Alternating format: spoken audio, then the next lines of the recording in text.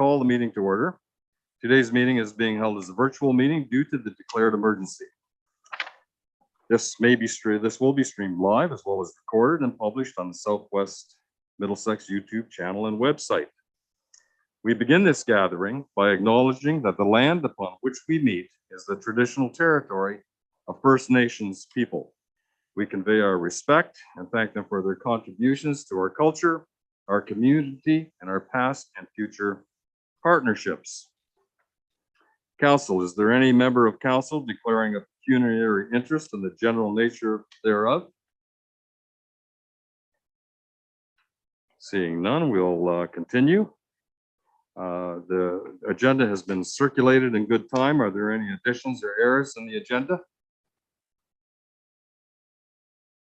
Seeing none, the chair will entertain a motion that it be accepted as presented, and have a seconder for that, please.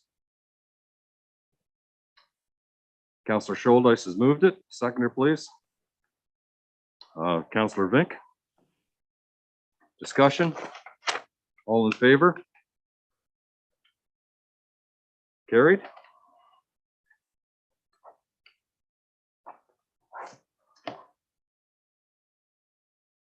Delegations and presentations. We're pleased to have a Ontario Clean Water Agency with us this evening, giving the distribution system report of 2021. Sam Smith will be giving that presentation. And I see Sam on my screen here. Sam, welcome to Southwest Middlesex Council. It's good to see you. Thank you, Your Worship. Good to see everybody, and good evening, all. Good. I'll let you take the floor away, okay? Alrighty, perfect. I appreciate that. So I'm here to present the annual Schedule 22 annual summary report of the Southwest Middlesex drinking water system. The summary report is to be provided to members of council no later than March 31st, so we're good on that. And I'll continue with the report. So overview of the system is pretty straightforward. Nothing's changed there. Compliance with regulations. This is always a big one. So there was no Ministry of Environment, Conservation, or Parks provincial orders for this reporting period. Our annual Ministry of Environment, Conservation, and Parks inspection was conducted on November 19th, 2021 by Megan Morgan. The inspections have an inspection rating record, which evaluates the system to provide information for the owner operator on areas that need to be improved. This inspection received 100% with 0 non-compliances listed. So that is an important note, as the last few years we have not achieved 100%. So I'm happy to report that this year we did receive 100%. We did have a couple AWQIs, or adverse water quality incidences. They were both deemed to be either lab or operator error. The corrective actions on that is just 2 consecutive days after receiving the notification, we sample. Both times those samples came back with 0 coliforms and 0 E. coli. We also had a Category 2 water main break on July 15th, which caused low pressure in the Melbourne area, Appin, north of Melbourne area. That was caused by fiber optic drilling that hit the water main. We were able to get that quickly repaired, flushed. We made sure that residents were notified in that area that was affected. All notifications to the health unit, the MECP, were conducted, and all actions that were needed to be taken were taken. The rest is the flow summary. The flow we saw a slight increase from 2020, but nothing really that stands out with that. And yeah, that's the annual report. Okay, thank you, Sam, very much. You feel prepared to entertain any questions from council? We'll certainly give council the chance of raising their hand at this moment. We appreciate you keeping us in clean water and healthy, a healthy requirement for everyday living. Yes, any questions? Sam, I don't see any hands. You've done such a good job, but I'm not going to let you off that easy. Okay. I've got a question. Sam, this report, of course, is 2021, and I would be amiss not to mention the concern on the brown water that Southwest Middlesex had during that third quarter. Right. It created some anxiety with people, and I can certainly appreciate that. We know the cause and effect of that, and it's quite honestly outside of your control. It's more of an atmospheric thing and a temperature thing, and where the water changes over in the lake and shallow Lake Erie. Any comments on that brown water, or what's the future look like, or any initiatives we can take to rectify that? I know as the Tri-County Water Board, we're examining that and doing a study. Any comment on that, Sam? Yeah, absolutely. It was obviously frustrating for everyone, mostly for the residents that had to deal with that. Myself being one of them, I'm a resident of West Elgin. I dealt with the same thing. You know, I try, when this happens, I try to preach the message that is sent to us from Tri-County, that the water is tested and within all regulations. I know that's hard for some people to believe. It does not pass the eye test, of course. But you know, if the main comment I would make is that if the water was not safe to consume, then that message would be delivered. As far as initiatives to prevent this in the future, because of climate change and things like that, it's expected to happen more often. As you said, it's caused by, you know, it's we don't need to get into the science behind it, but ultimately it's caused by the environment, the lake, things that are beyond the treatment plant's control. I do know, just from being involved from the outside on Tri-County, that they are looking into, and I believe there's going to be studies and recommendations made on what can possibly be done treatment wise to remove that yellow water before it gets to the users, whether that's before the treatment process or after the treatment process. But I do know that Tri-County has made some approvals to look into that issue. The best we can do is try to communicate better with the public. I know that was a little bit of an issue that started, you know, not necessarily, it's not a Southwest Middlesex issue. It was an issue coming with you know, communications from Tri-County. They just kind of gave a blanket statement, and perhaps that needs to improve. And I do know that they're also looking into that.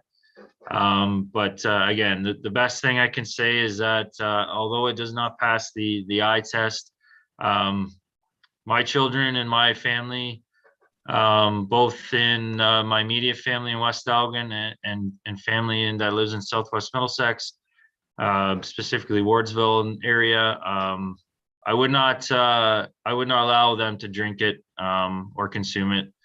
So I hope the message that the water was safe for all to consume. So. Okay, thank you, Sam. Sam, yes, Greg has a question there, I see. Greg, go ahead, please.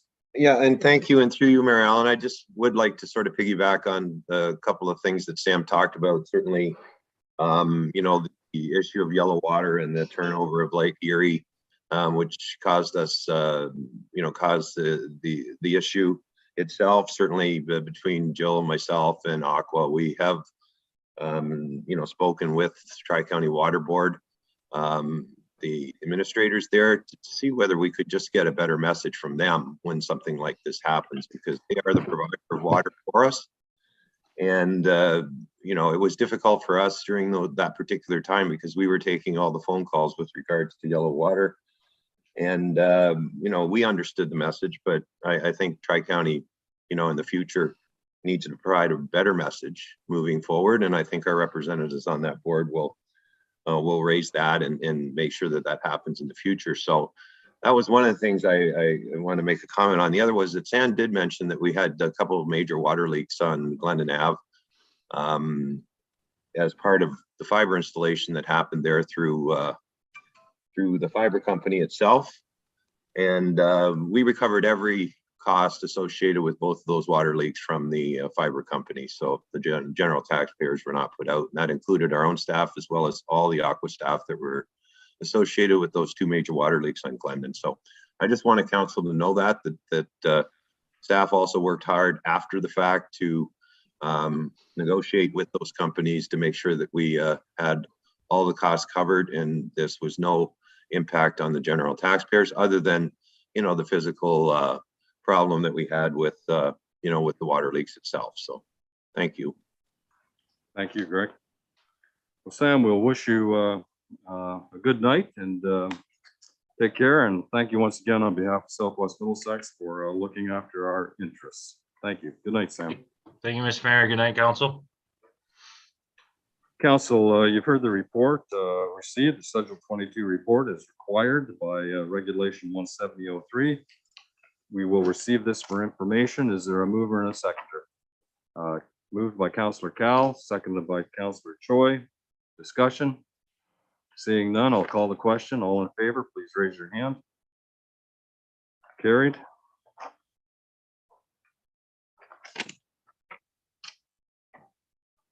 Council, we are on number 5 of the agenda. The consent agenda is before you. It's been circulated. I'll go through them one by one. If anyone would wish to pull one of these out to take action on, we will move it to new business. If it's just generally an inquiry, perhaps we may be able to do it just as efficiently if we do it immediately. But if action is required, we'll move it to new business. 5A, council minutes of March 9th. 5B, Southwest Middlesex Economic Development Committee minutes of December 9th. 5C, vouchers totaling $397,679.38. Just extend my gratitude to those in council who made the inquiries, to Kristen in advance. The chair appreciates that very much. 5D, the building report of February 2022 for $573,500 in construction. 5E, outdoor planners, downtown Glencoe. The budgeted item, yes, Councillor Scholdice. Would you like that Thank pulled, you. or did you have a question you'd like to direct? Just a question, I guess. Yeah, There. sure. Thank you. Given that these planters are made of concrete and each weigh roughly around 3/4 of a ton, will they not be challenging to move twice a year with the real possibility of being damaged? Yep. They certainly are heavy. I'll let Greg answer that. We certainly have to weigh the balance of security and movability as well. But Greg, I'll let you address that. Yeah, and thank you. And through Mary Ellen, no, we won't have any problem moving these. We certainly will be moving them with our large loader. And we do have the proper forks to pick them up, move them, and store them for the winter time. So we had those discussions operationally, and Mr. Cole says there should be no problem moving these. So, Yep, thank you. I noticed in the design of them that there is a fork receptacle in them. Yeah, and Mike, a follow-up question. Go ahead. Thank you, Mayor Mayhew. I'm just wondering, where will they be stored in the winter? I think we have the property, but that would be a decision of Public Works. Greg, could you address that? yeah, if we have room in Glencoe, they'll be stored in Glencoe.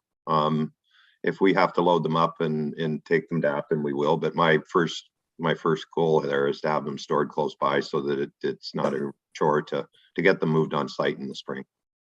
Okay, thank you, Greg, and thank you, Councillor Scholdice. Okay, Greg, just to comment on that, I've a great majority of my life has been looking at those things, and those are actually very competitively priced. These things do not come cheap, and when you look at a commercial entity such as that, I feel that you got value there for looking at the dimensions. I believe they were 24 wide, 30 high, and 60 inches long. Councillor Cal, I see your hand up there. I'm sorry I missed you there. Go ahead. Thank you. Noticed that in some stretches there's only one, like for example, between McKellar and McRae.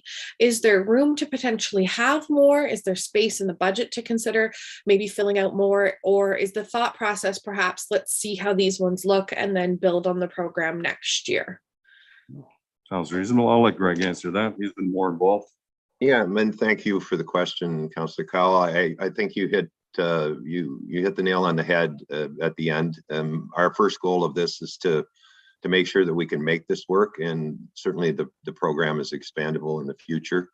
And you know, those type of discussions have happened with the Horticultural Society and operations staff. You know, we want this to be successful, and we didn't want to bite off more than we can chew at this particular point. So you know, we'll monitor it and certainly bring something back to council in future years with the expansion of the program. Yes, thank Just you, Greg. a follow-up question, please.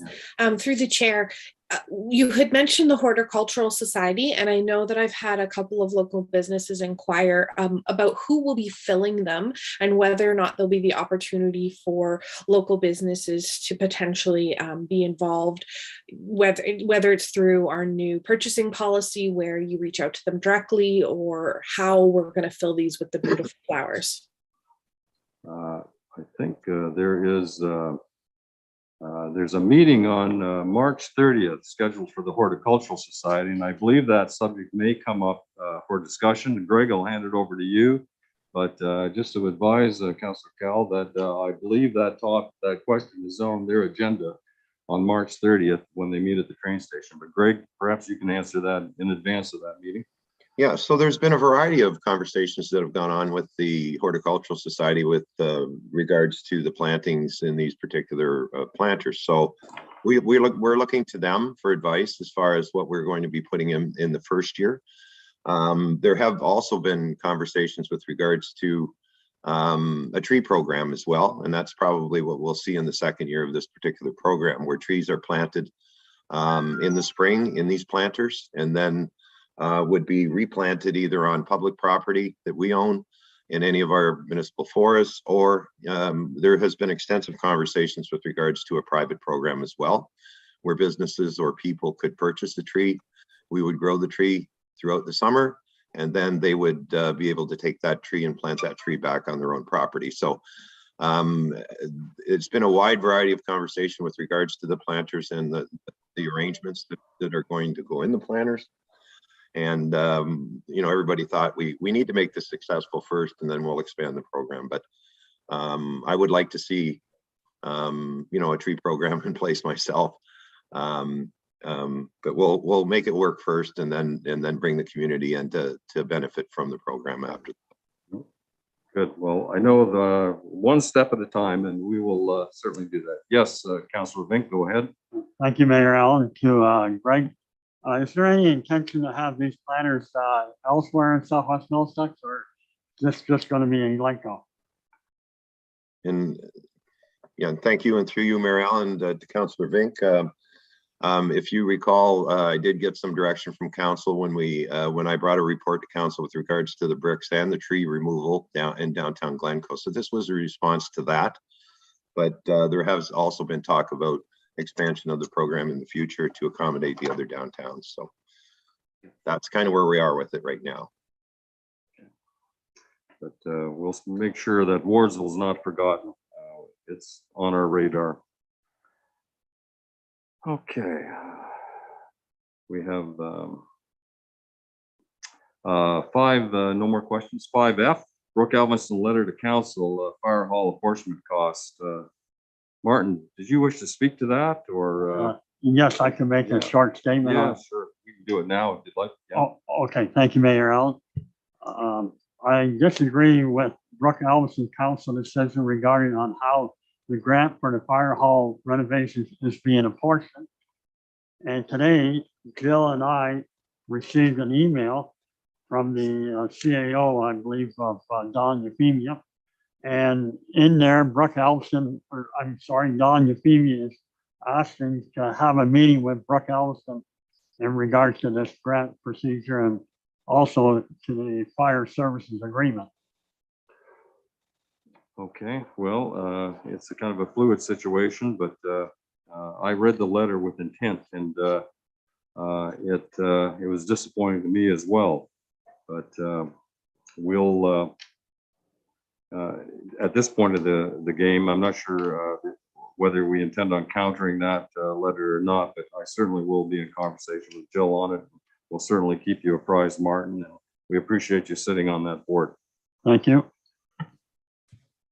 5G, Quad County Support Service Letter. Yes. Oh, did I miss somebody? I did, a whole bunch of hands here. I'm not sure who is first. Deputy Mayor Wilkins, I'll let you go first. Thank you very much, Mayor Mayhew. And I'd like to see that 5F pulled out so we could have further discussion on that further down the agenda, please. Sure can.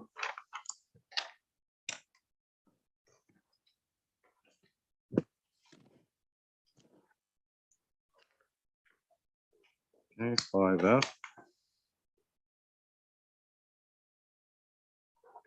All right, Mike, go ahead, Councillor Schuldeis. Are we on 5G, Mayor Mayhew?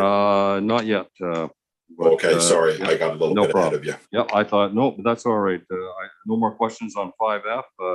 5G, Quad County Support Services, go ahead, Councillor Schuldeis. I'd like to pull that out to endorse it if we could, please. Sure, I think that would be fine. Okay, and I'm in agreement with that. Council May is designated as a month where we recognize those with disabilities. And Quad County are an important part of our community, and they were asking if they could light up the train station with some blue and green lights in recognition of May being the month to recognize those with disabilities. So we'll deal with that as well.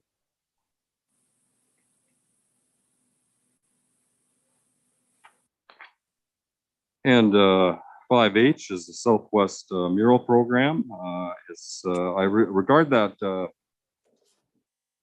program as being closed. All the funds that were given for that Mars for Mayor program have been utilized. There is a little bit of money left on that, but the funds that are left are above and beyond the initial allocation to that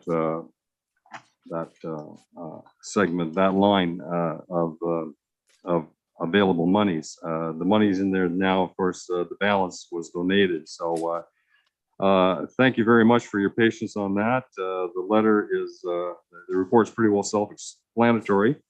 There is almost enough money for one more mural, and we're hoping that that mural may be located in Wardsville. So if anyone, Martin or Mike, Mary Gay, if you can identify a spot that would be a host for such a mural, please let me know, and we can see if we can work our way towards having one more put up. There has been 2 murals in Ward 1, 2 murals out of the Mars for Mayor program in Ward 2, and 1 mural in Ward 3. So to make it even, we'd like to have a host for that second mural in Wardsville. So keep your eyes open, and sometimes it's good just to take a drive around and take a visual of where you think a good spot would be. And I look forward to hearing from any counselor or member of the community.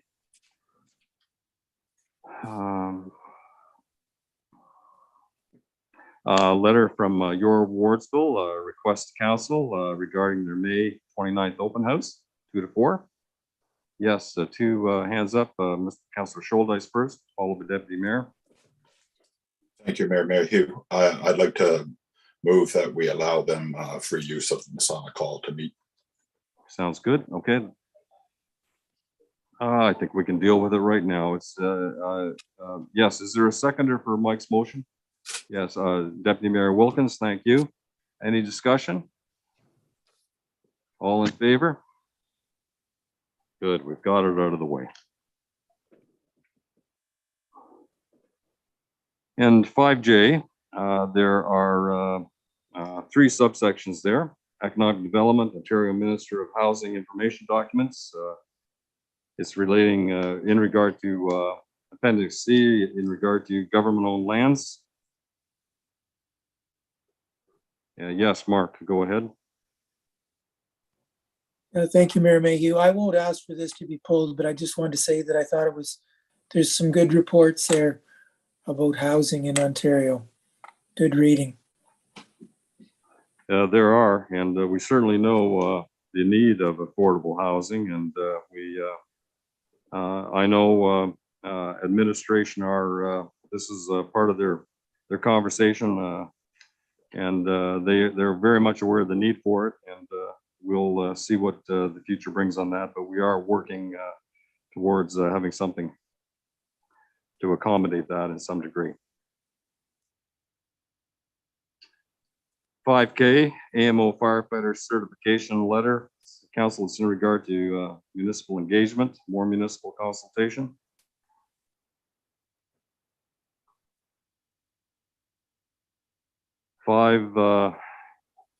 L, Middlesex County memo regarding Bill 13 supporting business enhancements.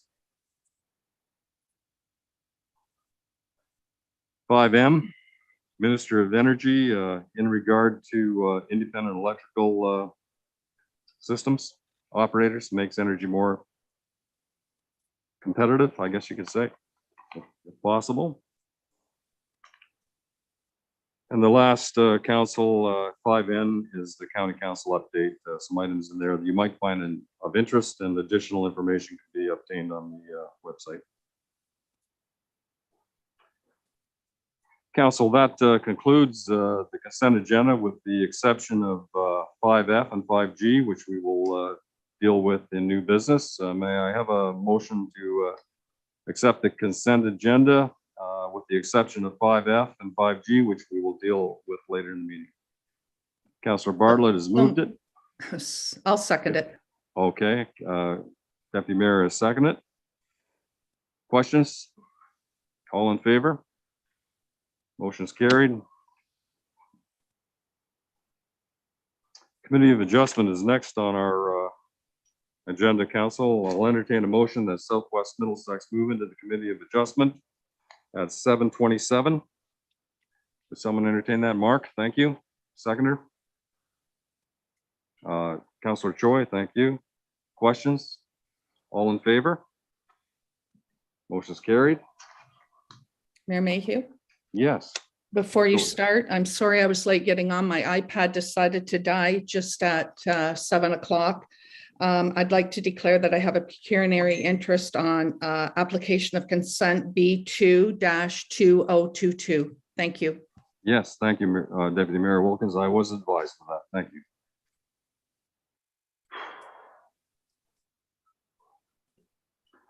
So we have called the meeting to order at 7:27. Disclosure of pecuniary interest has been given by Deputy Mayor Wilkins. Council, are there any other members of the committee declaring a conflict of interest? Seeing none, we'll move on. The minutes of the January 26th meeting have been circulated.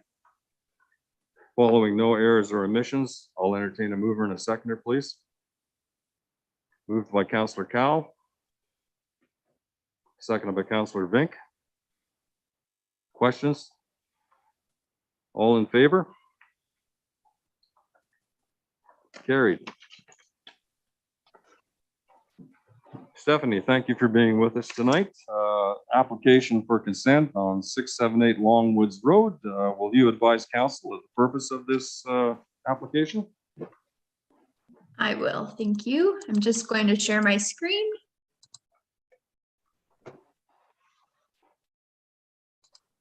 All right, so the purpose and effect of the application for this consent application is to sever an agricultural parcel of land with an area of approximately 13.73 hectares or 34.09 acres from an agricultural property known municipally as 678 Longwoods Road or County Road 2. The lands to be severed contain agricultural land and crop production, a water well subject to the proposed easement, which has been also applied for concurrently, an existing hydro easement, and are otherwise vacant of any buildings or structures. The lands are unserviced as they're used for agricultural purposes. and access to the agricultural lands will need to be verified or a new access established as a result of the severance application. The lands to be retained contains a single detached dwelling and 2 accessory buildings. The lands are serviced by a private water well located on the severed lands and a private septic system. And the subject lands contain an existing access off of Longwoods Road. The provincial policy statement, the County Middlesex official plan, and the Southwest Middlesex official plan generally permit lot creation in agricultural areas to dispose of a dwelling surplus to a farming operation as a result of farm consolidation, subject to evaluation criteria. Staff are of the opinion that the application is consistent with the provincial policy statement and in conformity with the county and Southwest Middlesex official plans, as the applicant has demonstrated farm consolidation and the proposed severed lot is considered to be of appropriate size to accommodate the dwelling and the services. Staff note that as a condition of the consent application, a rezoning application will be need to be completed, which will prohibit any new dwellings from being constructed on the agricultural land as per the official plan requirement. And additionally, the rezoning will recognize the residential use of the retained lands. The applicant has proposed to retain 2 existing accessory structures on the retained lands. And as a condition of consent, staff have recommended that a change of use permit be obtained in order to prevent any livestock use and to confirm that the building is safe for use. Staff note that the proposal as applied for by the applicant does not remove any agricultural land from production, which does meet the official plan criteria for a surplus farm dwelling severance. The applicants have provided a concept plan for the lands to be severed and retained as part of the consent application, and it has been demonstrated that the minimum lot area and lot frontage are capable of being met. Notice of the application has been circulated to agencies as well as property owners in accordance to the requirements of the Planning Act, and staff received the following comments. The Southwest Middlesex Chief Building Official has noted that the applicant will need to provide confirmation from a qualified septic contractor that the existing sewage system will remain wholly contained on the residential parcel. Enbridge Gas did note that they have service lines running within the area, which may or may not affect the proposed severance. And if there are any issues, they would contact the attachment center or Enbridge Gas for further details. The county engineer did require road widening of 18 meters from center line of County Road 2 or Longwoods Road across the severed and retained parcels if they are already not to that width. Hydro One did note that they are not objecting to the application in principle, provided that their existing easement rights are protected and maintained on the lands, and that no permanent structures, landscaping, etc., be located over top of their existing easement. And at the time of writing the subject report, no comments were received from the public. So it is recommended that the application be granted, subject to the conditions which council will have before them. Thank you. Thank you, Stephanie, very much. Council, that is the first order of business out of 9. We'll continue on. At this point of the committee meeting, the applicants may make remarks. Is there anyone that wishes to speak? Paula, how are you doing? I see you down there. Thank you. Good evening, Mayor Mayhew. Yes, I am the lawyer for the applicant, Mrs. Ring. And Mrs. Ring isn't in attendance tonight, but I'm here as the representative to speak to this application. And my friend Stephanie Poyer has explained exactly the purpose of the severance application. And thankfully, it looks like we can go forward, and assuming we meet all the conditions. So that's great. And I'm not sure if anyone has any questions for me on this application. Okay, we certainly, well, the council will have the opportunity to ask those questions very shortly. So we'll just meander through here. But thank you, Paula, for those remarks. And members' remarks are now. Council, any questions you'd like to direct towards Stephanie on the application, or Ms. Downs, if you'd like to forward any questions to her through the chair, we'd certainly will watch your hands. Are there any? Stephanie and Paula, I think it looks good. You must have done your work well, both of you. This council seems satisfied. We can move on. Jill, are there any oral or written delegates or submissions? None? No. Okay. It is necessary to have a 5-minute recess, council, and those attending. This enables anyone that is watching publicly to become engaged if they so wish. So it is 7:36. We will come back and at 7:41 and return to the committee.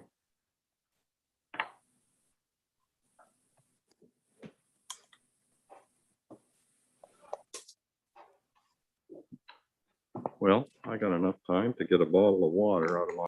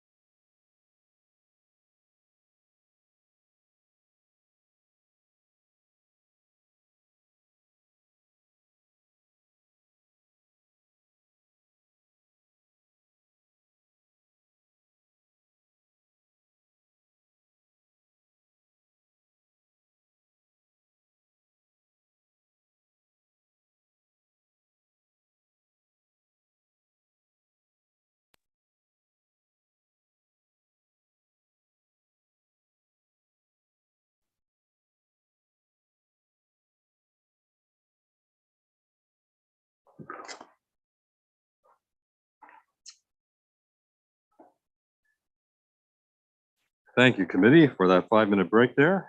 7:41, we're right on time. Jill, have there been any communications? No, there have been none received. Okay, thank you very much. And we can move on to applicant's final remarks. Paula, you have the opportunity to speak again if you so wish, but it's certainly not necessary. But thank you. It's good to see you and have your presence.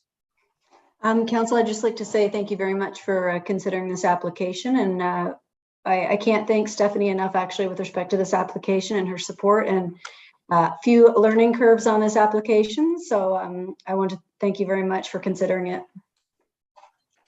Thank you. Committee, it's time to come to a decision on this. The presentation has been made. The recommendation is that it be granted subject to the 15 conditions that have been circulated in advance to you. Is there a mover? Councillor Cowell, your hand's up. Thank you. Councillor Schuldeis will second that. Any questions? All in favor? Application is granted. Thank you very much. Thank you very much. Thank you.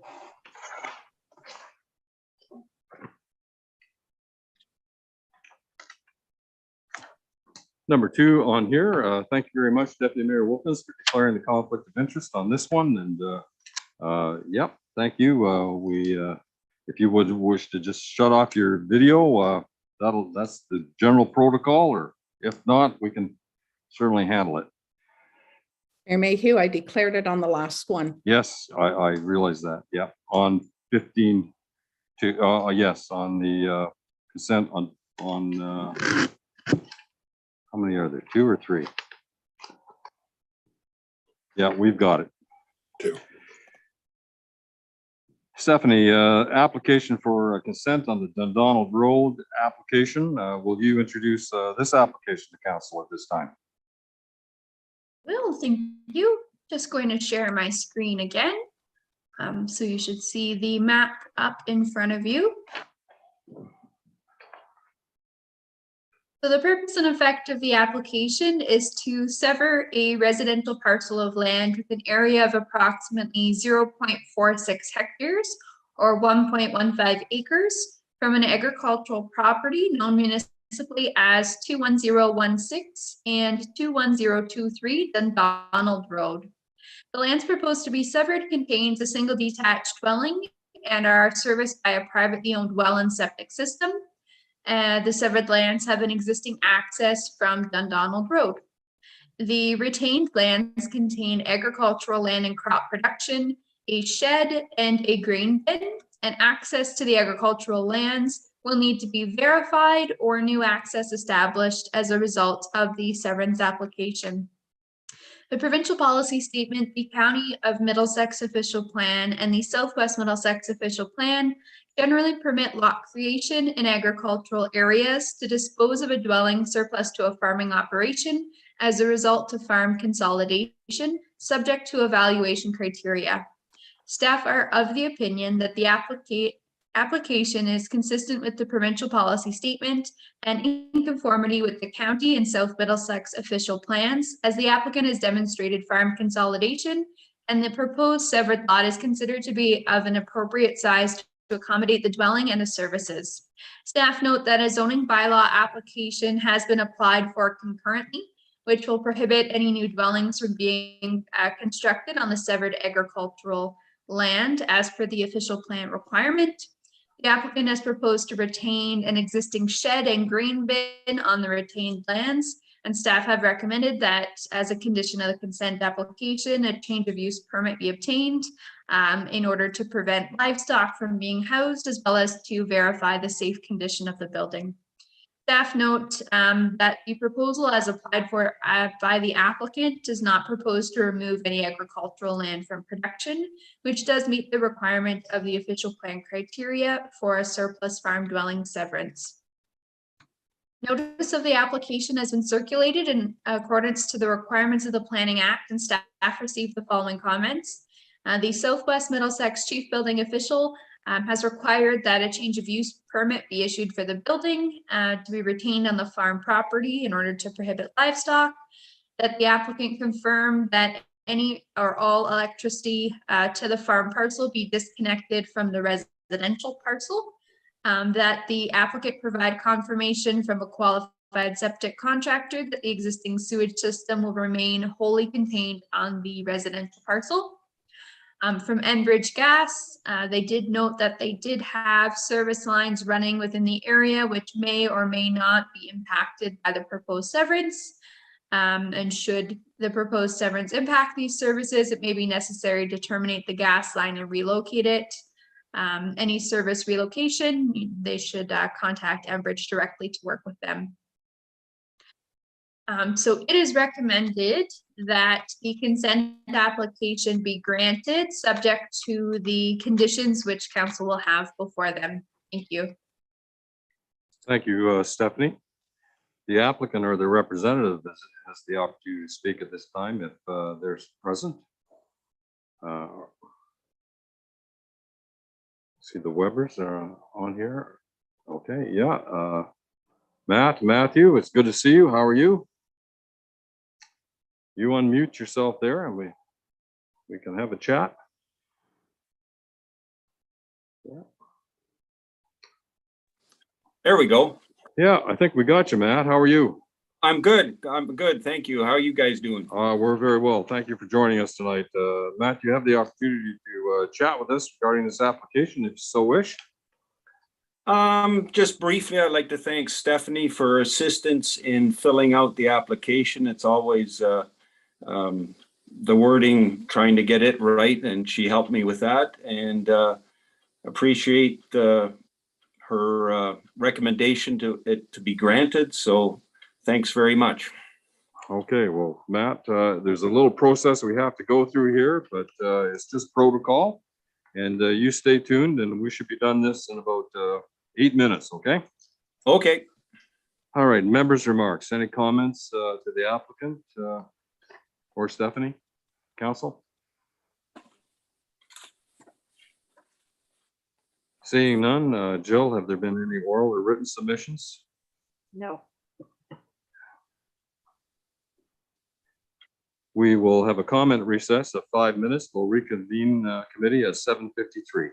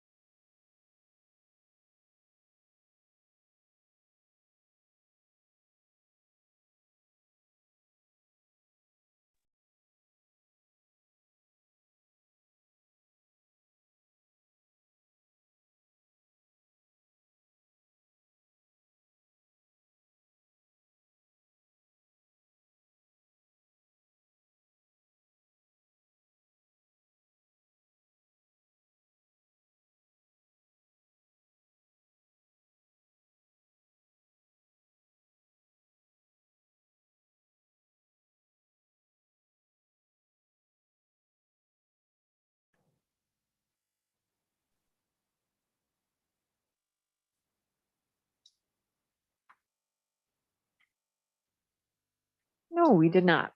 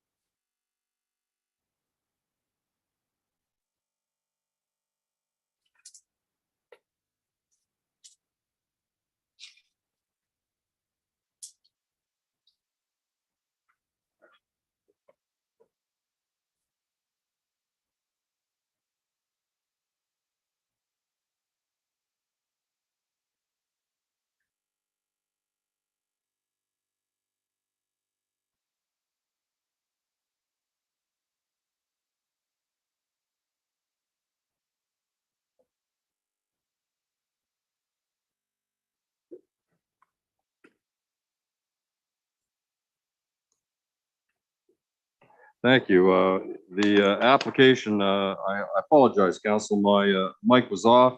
I asked for a motion that the application be accepted as recommended by the planner with the conditions specified.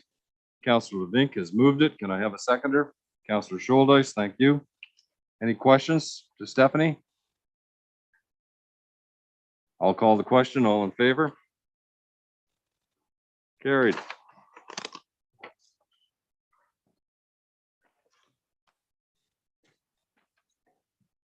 Committee future meetings are scheduled for Wednesday, April 27th at 7 p.m.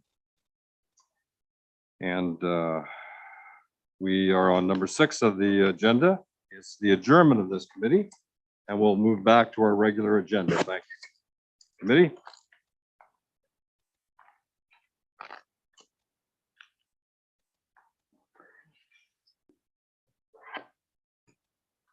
With moving back, I will require a motion that the municipality of Southwest, oh, we're back into public session here. Can you just give that? We have to deal with the zoning aspects of this now, council. And Stephanie, we will let you comment on that and put your remarks towards council at this point. Please go ahead.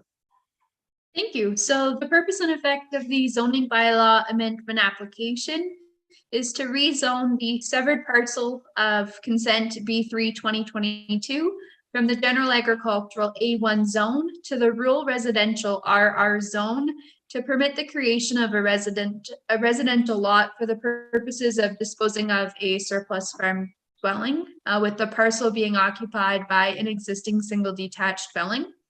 And the proposed rezoning application also seeks to rezone the retained parcel from the general agricultural A1 zone to the agricultural A2 zone to prohibit a dwelling from being erected on the agricultural lands as per the policy direction. Staff are of the opinion that the proposed rural residential zone for the severed lands is considered to be appropriate as it'll recognize the residential use of the lands and prevent agricultural uses. Staff are therefore of the opinion that the rezoning requirements of the rural residential zone are being met and are in support of the requested zone change. It is noted that in reviewing the proposed sketch, staff identified that the existing grain bin is located 10 meters from what is considered to be the interior lot line, whereas a minimum interior side yard setback required is 15 meters in the agricultural A2 zone. So staff recommend that the deficiency be recognized through a site-specific agricultural A2 zone, and note that all other zoning standards appear to be met. So it is recommended that the application be granted in principle, limited to first and second reading, and further that the final reading be provided once the depositive reference plan has been received to the satisfaction of the municipality. Thank you. Thank you, Stephanie, very much. Moving on in our order of procedure, the applicant will be allowed to speak to the zoning on this. Matt, did you have anything you wanted to comment on? Matt, anything you wanted to comment on? Forget to unmute. Okay, yeah. Matt, you want to unmute if you want to say anything in this regard? Yeah, sorry. Yes. No, that's okay, Matt. No, Matt, regarding the zoning, any comment at all? No, Stephanie mentioned something about 15 meters from the lot line. I guess I really haven't had a survey done yet to exactly measure the meter. I still might be able to do it at 15 meters. So it's far enough away from any lot line, so it should be okay. Okay, that's fine. Well, your dialogue can continue with Stephanie on that. She'll be in communication with you with respect to that. Okay. Council, any questions you'd like to address to Stephanie or the Webbers? Seeing none, we'll move on. Any oral or written submissions Jill received? None? That's correct. We have a comment recess of 5 minutes. We'll reconvene at 8:03.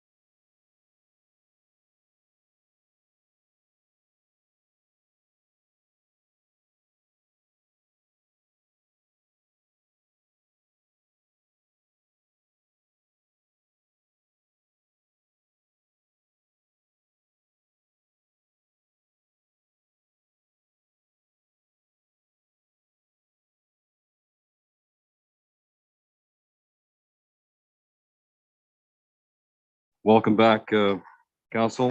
Jill, there have been no oral submissions from other participants. That's correct.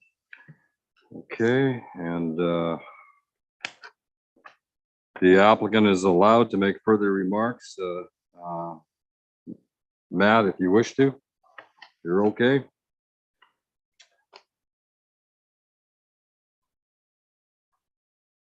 Council, we have come to the decision-making process that the application for zoning be granted in principle to the first and second reading of the implementing bylaw, and that further to the final reading to be provided once the deposit reference plan has been received to the satisfaction of the municipality. May I have a mover and a seconder that the zoning be granted? So moved, Mayor Mayhew. Thank you, Deputy Mayor, seconded by Councillor Choi. Call the question. All in favor? Carried.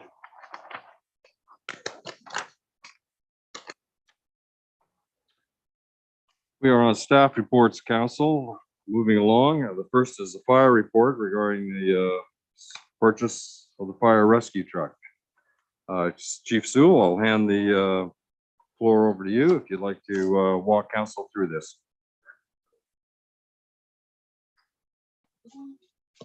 Thank you, Mr. Mayor and Council. I'll just, it won't be very long, be very high level report. I appreciate council giving the confidence in me and the staff of the fire department to move forward with this bidding. The first bid was unsuccessful. The fire truck was then reposted. And then I was fortunate enough to be the successful bidder on this truck.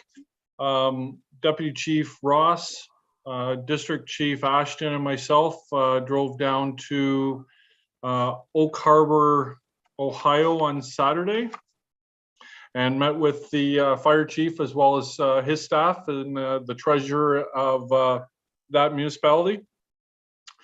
And we were fortunate to do the transaction and go over the vehicle, and we brought the truck back to Port Huron, and were able to leave it in a secured compound for customs clearance, which will hopefully occur either later this week or early next week. So I'd be remiss with thanking the deputy mayor for helping me with the border clearance through an individual, as well as council for, I know this was a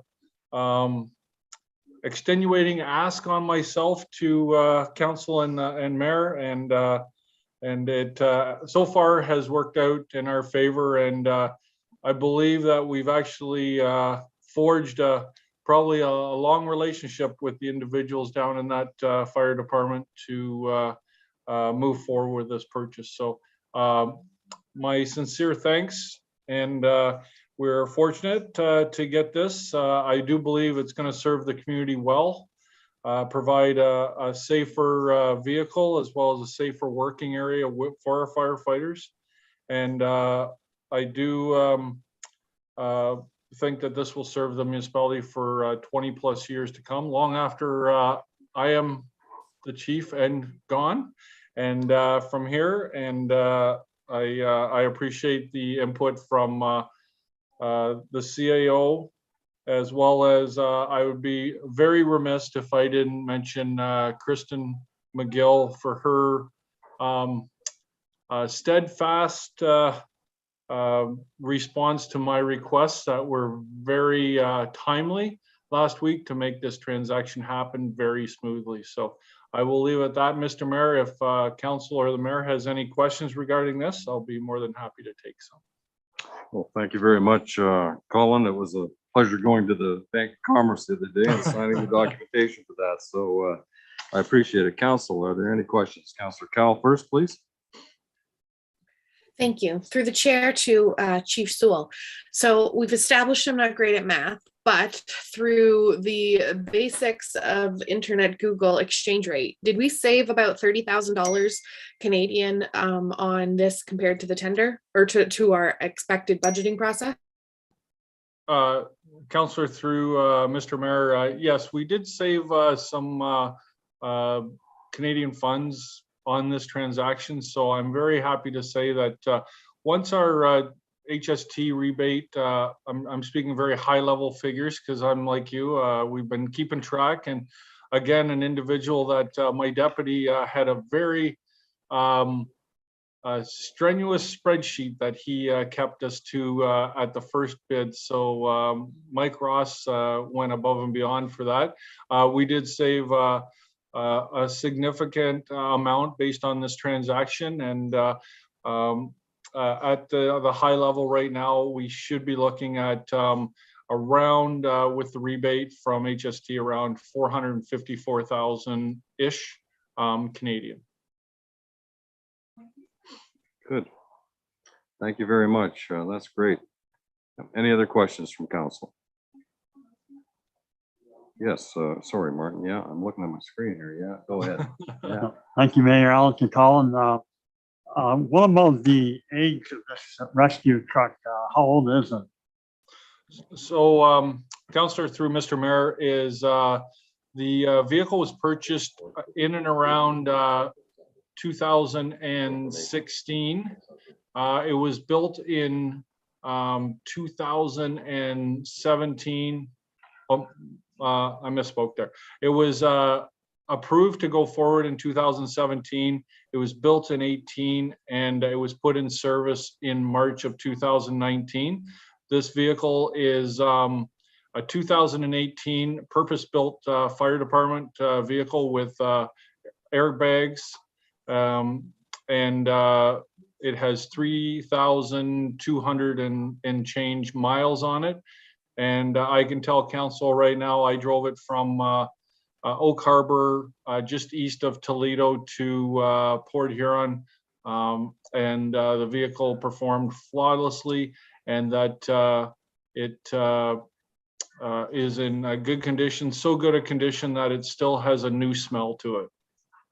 So, Great. if you can relate to that, the new car smell, it still has the new truck smell. Well, Chief Sewell, we're delighted with that information, and we commend you for your efforts and your tenacity to get that. It took some, and we certainly are delighted for our fire department. We know that they will work with more efficiency and do that safer with this vehicle. We're really delighted with that. Council, I'd like this report on the record to be received for information. May I have a mover and a seconder that Chief Sewell's report be accepted? Councillor Cowell has moved it, seconded by Councillor Bartlett. Questions to the chief through the chair? Seeing none, I'll call the vote that it be received for information. All in favor? Carried. Thank you again, Chief. Thank you, council. Thank you, Mr. Mayor.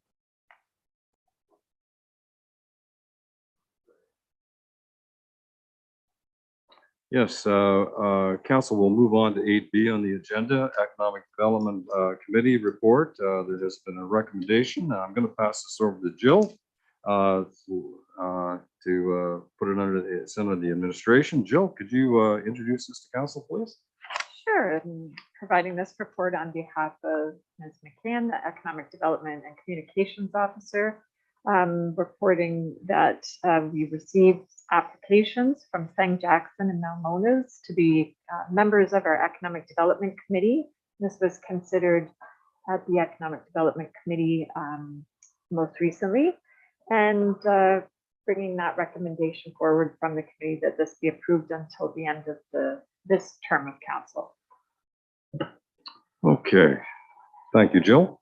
There are two names that I'm sure will be familiar with all members of council. Any questions you'd like to put through the chair to Jill? Seeing none. I'll move it, Mayor Mayhew. Thank you, Deputy Mayor. A seconder for that. I'm looking for hands here. Mark, thank you very much, Councillor McGill. All in favor? Carried. And Jill, I'll let you continue on to the revised open air burn bylaw number 2.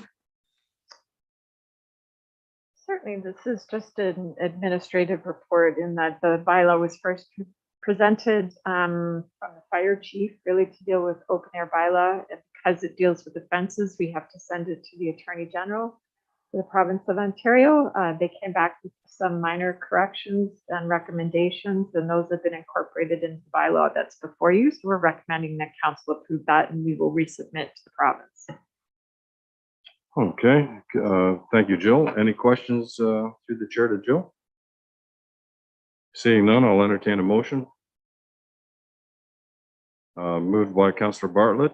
Seconder, please. Councillor Choi, thank you. Last call for questions. Seeing none, all in favor of the motion? Carried. And Jill, we have the fees and charges bylaw. Great. So again, these are fairly minor in that the one recommendation follows from the adoption of the fees and charges schedules very similar to ours at both North Middlesex and Adelaide Metcalf as per the joint fee study related specifically to the building schedule.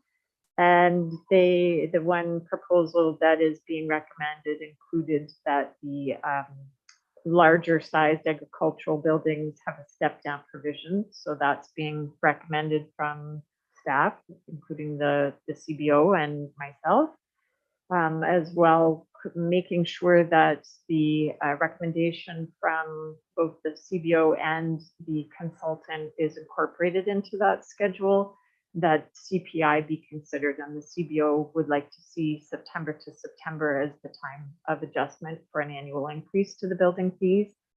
And then finally, with respect to other administrative charges, after we passed this, we had a local funeral home director who came over and suggested we actually increase our fees. So those were incorporated into what's before you tonight for consideration.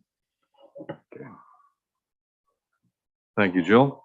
Council, any questions? Yes, Councillor Cowell, go ahead, please. I move the recommendation. All right, a seconder for that. Councillor McGill, discussion, council. Seeing none, the chair will call the question. All in favor? Carried.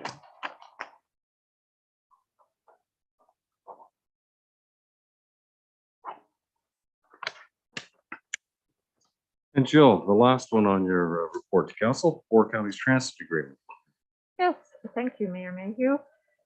So the West Elgin staff have proposed an agreement, and this will be the first of its kind. This has been a long-standing partnership arrangement, and they're hoping to put together an agreement that helps to make it very clear what's happening, which I think is a great idea. And there are some requests that we consider this as both the council and then have our own legal review of it.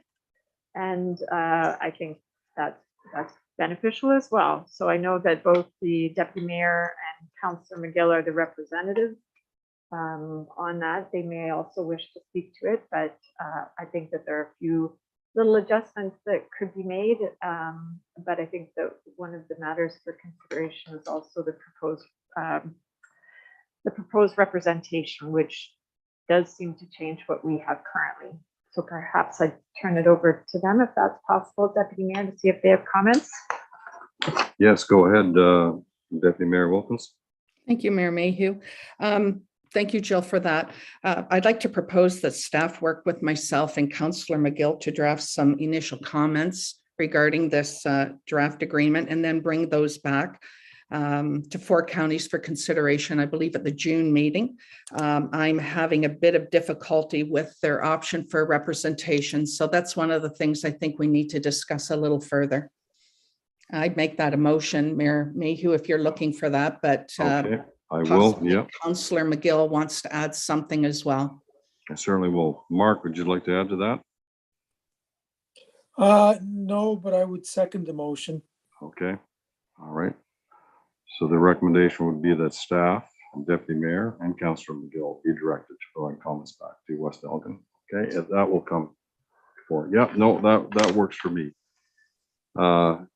Thank you, Deputy Mayor and Councillor McGill, for participating in that committee representing Southwest Middlesex. It's a very important service, and as all of you know, I believe Southwest Middlesex is the highest user of that service, so it's extremely important to us.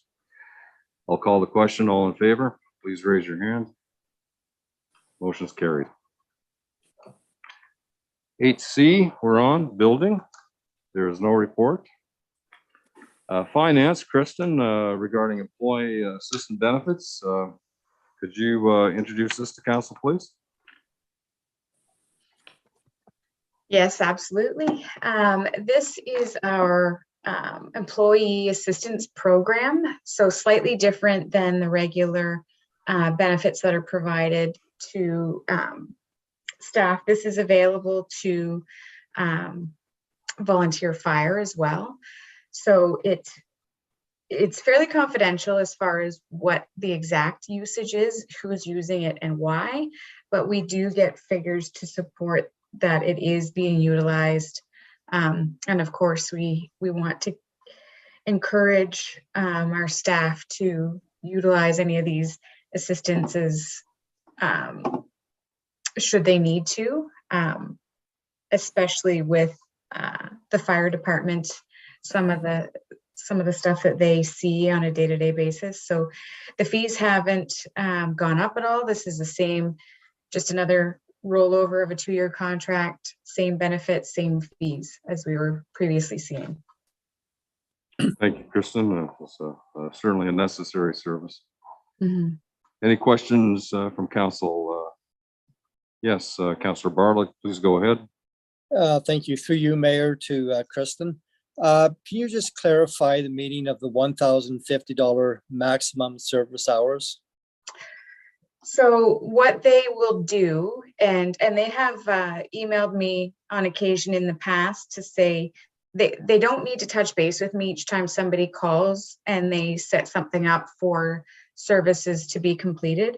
But if we max out that amount, they'll come back to me and say, can we go over the 10? They will make sure that we're okay with going over, and then they'll just charge us the hourly rate after that. Okay, good. Thank you. Mm-hmm. Okay. Any further questions? Then we will, the recommendation is before you. I'll entertain a mover and seconder. Councillor Cal has moved the motion. Seconder, please. Councillor Choi. We'll call the question. All in favor? Carried.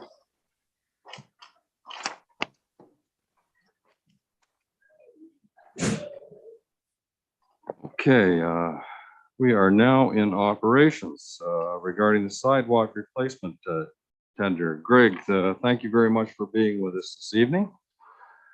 You've got your plate full tonight, Greg, and I'm glad you are here. So if you could walk us through the tender results and your findings, and we'll put it before council. All right, thank you, Mary Ellen. Can you hear me okay? Perfectly. All right, well, I have submitted the sidewalk replacement, the tender result report itself. Very self-explanatory. The particular replacement program was, the numbers were approved in the 2022 capital budget. Staff tendered this project. Project went out to 8 contractors. We received results from, I think it was 5 companies. And I have also provided it's a very ambitious or aggressive replacement program this year, which will pretty much get us to about 45% of our requirement under our condition assessments. The particular locations that were selected this year were based on the condition assessments that were done of our sidewalks throughout the whole municipality. And what that means is that there was a little unit that that went down every sidewalk that we have, took pictures and of our particular assets in sidewalks. And we've taken now pretty close to about 42% of what was our worst sidewalks through that condition survey to get replaced as part of this particular program. We'll mention that this is a pretty aggressive list, but we also have a couple other, probably 3 other areas that we will look at that where we have received complaints from residents either through council or directly that were not included in the condition assessment. And I would just point out an area like O'Mara Street, which has a small section of sidewalk that is probably should be replaced. It's not a long run, and we do have good sidewalks on both sides of that. So that one will get looked at. And there are a couple other areas, one in Wardsville and another one in Glencoe. The condition assessments that were done were sort of integrated into last year's request that went to council, just to make sure that the stuff that we identified was part of this particular program and were rated, and those have been incorporated into this as well. I will take you now to the financial part of the particular staff report. We did put away $500,000 for the sidewalk work. This lowest tender came in at $474,431. The total with our taxes is 42, so we do have a surplus to the budget that was there. The original budget did include $50,000 for some transition work. And when I talk transitions, I'm talking about the public property that falls between the sidewalk and a public and the private driveway, as well as between the sidewalk and the road. So everywhere we would be replacing sidewalks, we will be rebuilding those particular areas with asphalt. And I have included, that put us in a position. So we did get pricing on that, and the additional transition work is going to be about $80,000 because we're going to be into about 40 to 50 driveways. So we require additional monies to get this project done. And my recommendation is asking for the council approves the price of $536,107 is provided by Autoform Contracting, and that $62,022 be moved from the surplus of the 2022 Old Road Resurfacing Project to cover the transitions. That particular money that was put aside for the Old Road Resurfacing Project, that is in surplus because of the good pricing that we got for that project. And that is gas tax money. So that money we will be moving over, we would move over to this particular project if council wants to proceed with this particular project. So I am available for to answer questions from council. Thank you, Greg, very much. A lot of work went into that. It is a big project, and we certainly, as councilors of Southwest Middlesex, we certainly hear the importance of sidewalks. Council, I'll be watching for hands. Any questions you'd like to entertain, Greg, through the chair?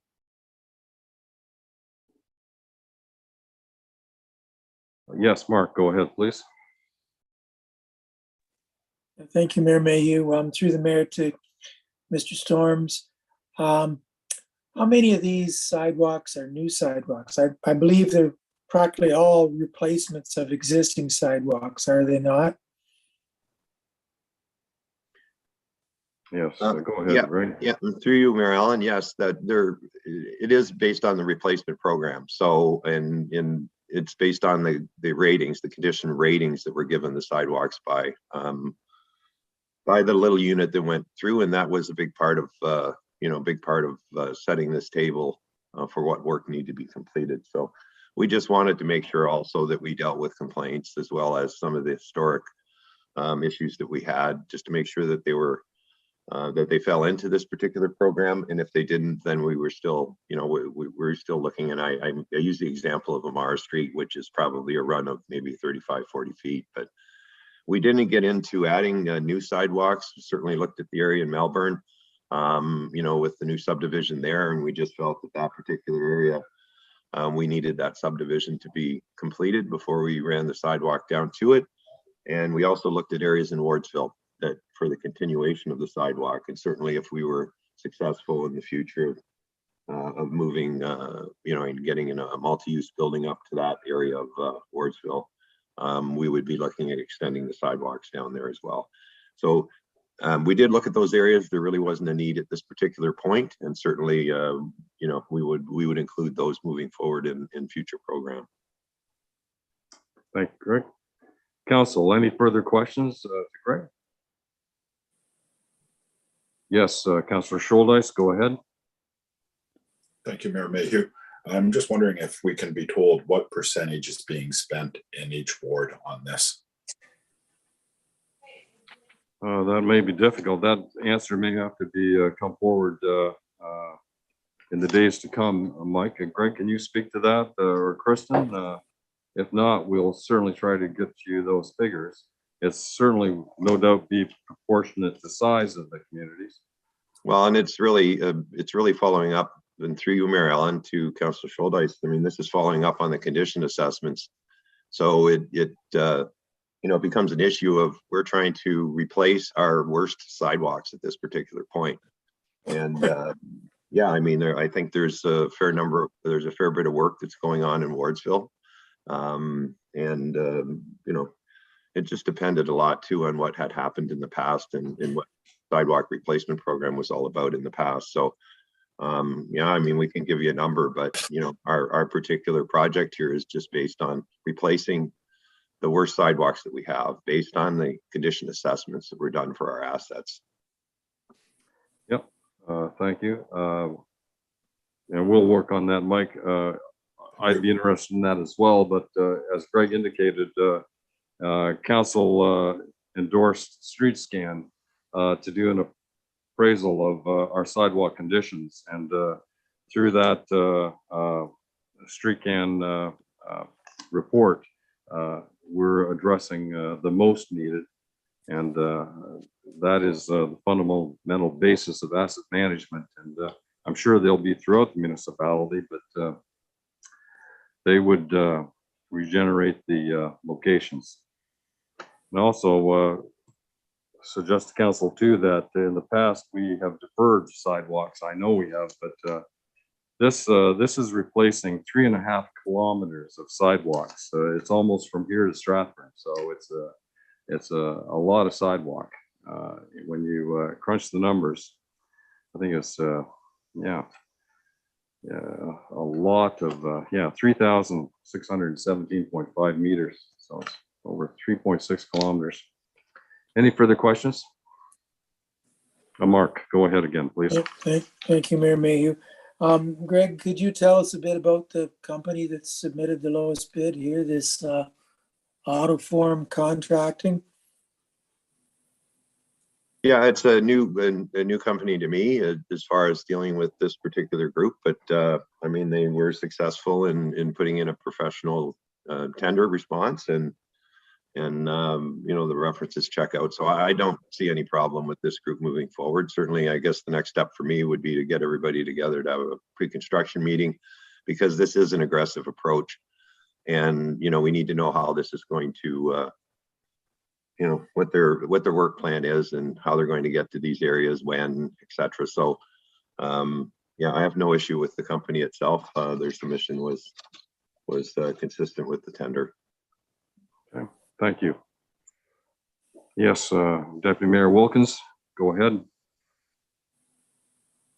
Thank you, Mayor Mayhew. My question is through you to Greg. And Greg, we did do this tender for these sidewalks last year, and we did defer it. Where is this price in relation to the one we had last year? Comparison. Through you, Mary Ellen, to the Deputy Mayor, it's much less than it was last year. So, I mean, we budgeted, we even increased the budget from our numbers, and this came in just a little tiny bit above that. So, but it was certainly not even close to the the staff report and the proposal that I presented last year. So I do feel that, it was a good decision by council to defer that program from last year to this year. And, it'll be interesting to get this all done. But I do believe that if we have this type of approach for the next couple of years, the sidewalk issues will disappear in this municipality. Okay, well, thank you very much, Greg. I believe it was Councillor Crothers' recommendation that we defer that for another year. So that was good advice. Thank you, Greg. Yeah. Thank you. Last call for questions. Councillor, yes, Councillor Cal, I see your hand just popped up there. Go ahead, please. I was just going to move the recommendation. All right, thank you. And a seconder for that, please. Deputy Mayor Wilkins. We'll call the question. All in favor of the recommendation, please raise your hand. Motion is carried unanimously, Greg. Thanks very much. Greg, we have a big one in front of us now, number 2, the arena renovation project. Would you like to walk us through this? Yes, I certainly can. This is a joint report between the treasurer and myself, but I'll certainly speak to the first part of it, and then I'll turn it over to Kristen. I've included some background in the report itself that basically outlines the funding that we received from the ICIP Community and Culture and Recreation stream. I talk a little bit about the partnership that we had with the Glencoe Curling Club and the Ag Society. The TPA agreement or application was accepted and approved by the province and the federal governments. The original application scope itself was done in 2019. Basically the scope is outlined in the report. I think you've all seen that before. The next step was to secure the engineering services, which council did with staff's help. At that particular point, the consultant and engineers did review the original scope of the project and provided estimates. We did have the Glencoe Curling Club and Ag Society. When we received those estimates, we were a little bit surprised. There was no doubt, and they had to make a decision in respect that they had decided not to participate in the application moving forward. That did force us into getting a scope change with the province and the federal governments to reflect the new arrangement. That was done, and we did receive approval on the new scope, which was basically the elimination of the curling club project as part of the main project itself. There were some additions to the scope which were revised that were based on and mostly on legislative requirements that were required for the building. Stuff like, you weren't going to get a building permit and do this kind of work in a building like this without adding a new fire and sprinkler system. There was new emergency lighting. There was, we looked at, upgraded the audio system in the building. The scope had to be revised because of the electrical components of the building, which were aged. So that was added. There was some plumbing upgrades, which basically was the complete replacement of every plumbing pipe within the building itself because of the conditions that we had.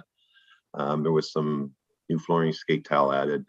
There was some concession conversion and some dehumidification. Those were all the little bit of extras. Now, there was some of these were driven by legislation. Some of them were, because we had systems that just weren't working, and others were areas where we wanted to see. And cosmetic improvements is a perfect example of that. I mean, we were dealing with a project here that was basically to replace all the major mechanical systems, and a lot of those are hidden. And at the same time, it was felt that we couldn't go through a project like this without getting a facelift for this building. People needed to see that the money being spent was going to push this building 25 or more years into the future. So we did get them to price for separate prices, and with regards to a heated outdoor slab out in front of the arena, the replaced gray screens in the auditorium and radio room, to replace the low E ceiling, and to paint the rink area. And when I say paint the rink area, that's actually to paint the walls and such. where the rink is located. The main project certainly looked after the cosmetic and painting upgrades for the rest of the building itself. So generally, that's kind of the thrust of the application itself that went in, and you know how the scope changed a little bit. And the only thing I will point out too is that you know, a lot of the improvements that were done are going to make this building more energy efficient. You know, with lighting, with all the electrical components of the building being new, we are going to see energy efficiencies for this building, and we are going to see savings in our annual operational budgets for this building moving forward. That's the thrust of the staff report. I do have some comments, with general comments in some areas to kind of put out there for council. We'll mention the first part, the history of this particular building. This building was built in 1972, along with a lot of other buildings in our area. Buildings like the Ilderton Arena or the Watford Arena, Lucan Arena itself, or Mount Bridges Arena. Those are all very similar buildings, and were all built at the same time. One of the things that we do know and have found out through our research is that there, certainly in our arena, there hasn't been a lot of money spent on the capital infrastructure for this building in the past. So you have a building that's 50 years old, and you know, at some point, you know, we have to spend the money to keep this building, or we're not going to have a building. We'll comment a little bit on the Facilities and Rec Master Plan, which was approved by council. They identified this, that process identified in that document identified this building as a recreational hub. It recognized the building for all year-round use, not just for the wintertime. And it identified the partners that we have in our community that are, you know, counting on this building for what they do. It's pretty clear that the fair is and the Ag Society is a big partner in the operation of this building, and it certainly provides a great venue for their event. And we have all kinds of other events that are put on by community groups and community members. And an example would be the Lions and their, you know, white elephant sale.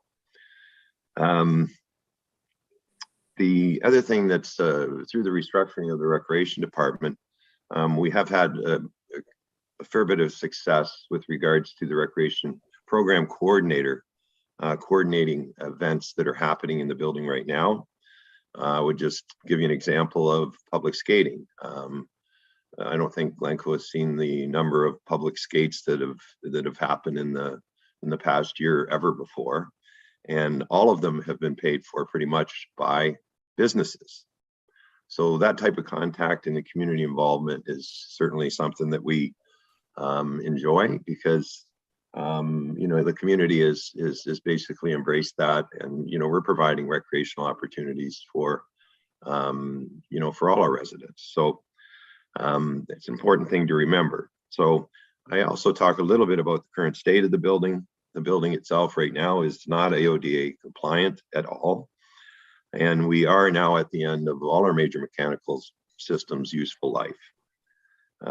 We know that because you know, if you looked at our compressor room and our control panel there, you know, we're going to have trouble, and we have had trouble even getting permits from Hydro to go ahead and work in that particular area, because the rest of our electrical system is 50 years old.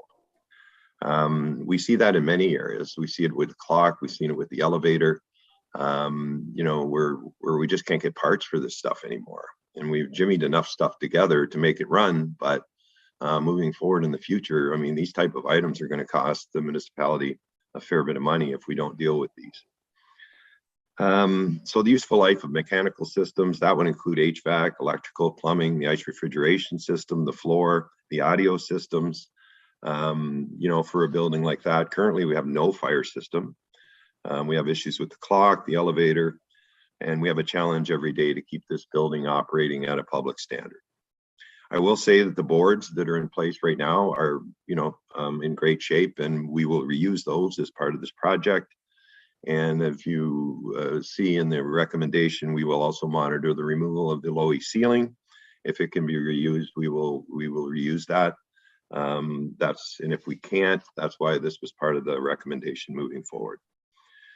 So as far as the project is concerned in asset management, this particular project will, in one swoop, update all the major mechanical systems for this building.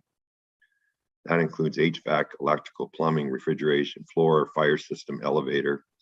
It will extend the useful life of all those particular assets, a minimum of 25 years.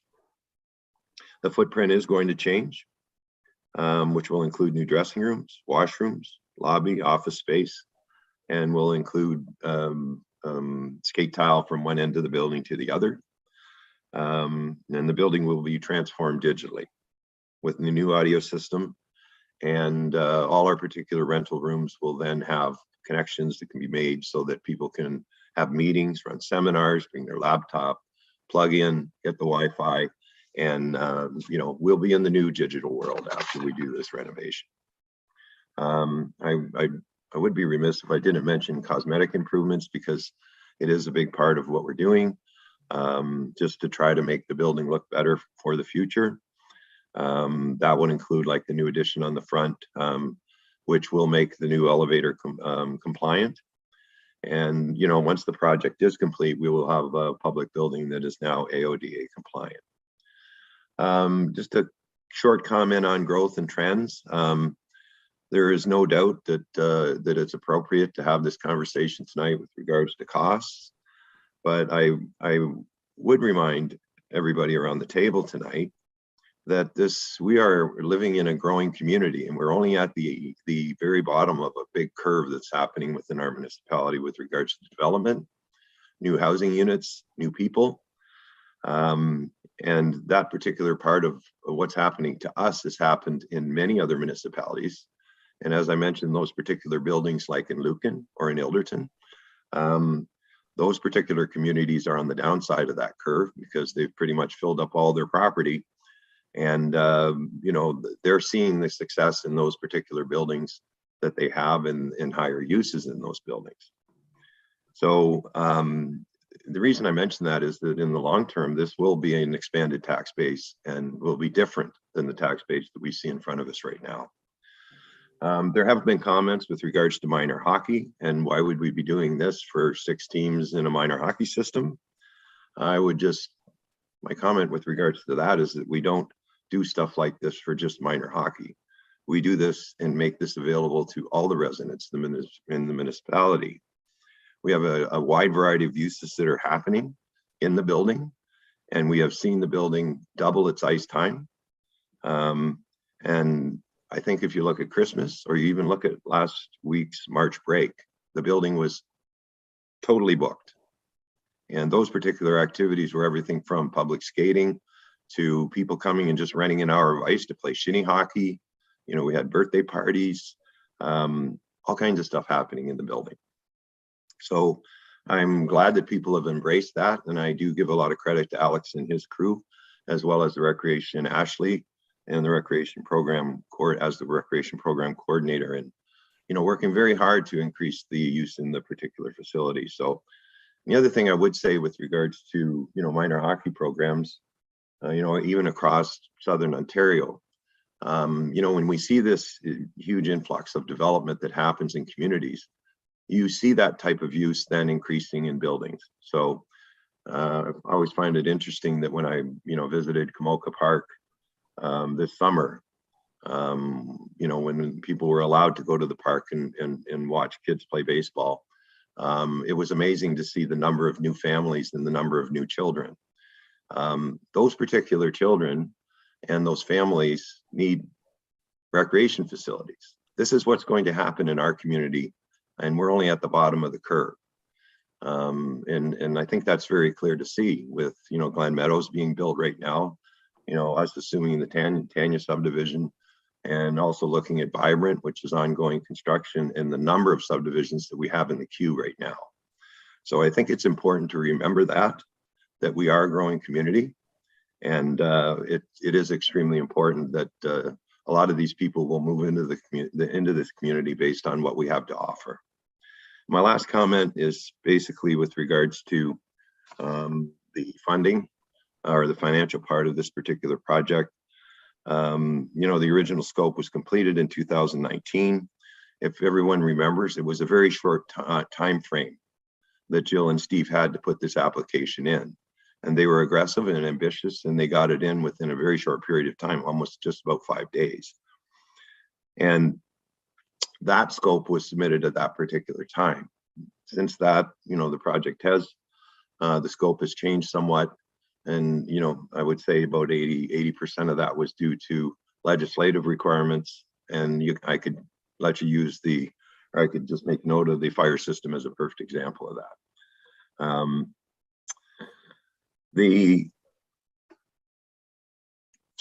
I'm sorry, I'm just gonna find where I am here. So in the end, we did get pretty close to $2 million for this project from the province and federal government, which is pretty close to 1/3 the cost of this project. We are tied into the consultant fees either way, based on the decision tonight. And I would note the Cornerstone, our consultant has reduced their fee based from 9% to 7%, based on the tender results being higher than what they expected. And my last comment is if we were going to build a new building today, we would be starting, even a single pad would start at $12 million. And we would work our way up from that. So those are my comments, my general comments with regards to the project itself. And at this particular point, I can turn the financial end over to Kristen, and I certainly appreciate this opportunity, Mary Ellen. Thank you, Greg, very much. Comprehensive report, and I know it's been a heavy weight on your shoulder there. Kristen, you're going to tell us about the money end of it here. I can, yes. So go ahead. So we did, Jill and Greg and I tossed some ideas around, and I think from a financial standpoint, I guess like we are hearing in other tenders and, you know, in the housing market in general, that prices have increased drastically, very drastically. So it's unfortunate, but I think it is, I'm not sure that it's going to get cheaper later. Also, I'm not sure if we walk away from this grant now, if there will be another opportunity for it. So, you know, there's $2 million that we're getting, like Greg said, 1/3 of the cost towards this. But my recommendation would be to, in the original budget, we had a debenture of 19 years at $134,600 a year that we were raising in taxes. My recommendation would be to extend that debenture to 25 years, which would increase the annual amount to $169,255, which is an increase of $34,600 annually over the next 25 years, which equates to an increase. The budget increase equates to about $9.04 on the average residential home, which is $226 over 25 years. So that's the additional funds over the approved budget currently that an average residential home, the additional funds that they would be incurring, basically. I think that would still get us, you know, it would have the least effect on an annual tax basis. And also keep in mind that our assessment, MPAC has frozen our assessment values for the last few years, couple of years. So once that lifts, and they will be reassessing these, you know, units to reflect much closer to what the market's showing right now. So that combined with the growth, hopefully will limit the tax impact that we will see in the future. But I think, like Greg said, we're talking about a building that was built in 72. If we don't make some significant upgrades to it now, I think we may not have the opportunity again. Okay. Thank you, Kristen. We certainly, yes. And Greg, I see your hand up there. Please go ahead, and then we'll give council the opportunity to ask questions. Yeah, and sorry about that, Mary Ellen, but No problem. I thought I should speak of the timeline because within the actual tender that was submitted, the timeline was 22 weeks. I have spoken with the consultant that probably we're going to try for that, but we're probably going to be anywhere between 22 and 30 weeks to get this project done. So, but our goal is, and I had a good conversation with her today, is to try to get this done within that time frame if we can. But you know, if we could get all the materials that we wanted through the supply chain, you know, and we were sure of that, then I think we could probably get closer to that 22 weeks. So there is some unknowns out there as far as the timeline is concerned, but our goal is to get it done within that time frame as best we can. Okay, thank you. Also, one additional item that I forgot to was the amount that we have committed to Cornerstone that we signed the contract with them for. We will have to pay them regardless of whether or not council would choose to proceed with this or cancel the project. We still would have to pay Cornerstone close to $500,000. Yes, no, it would, may not be, it certainly wouldn't be good, a good business practice, perhaps making a decision like that. Greg, am I correct in saying that the lowest tender had the shortest time frame? Is that correct?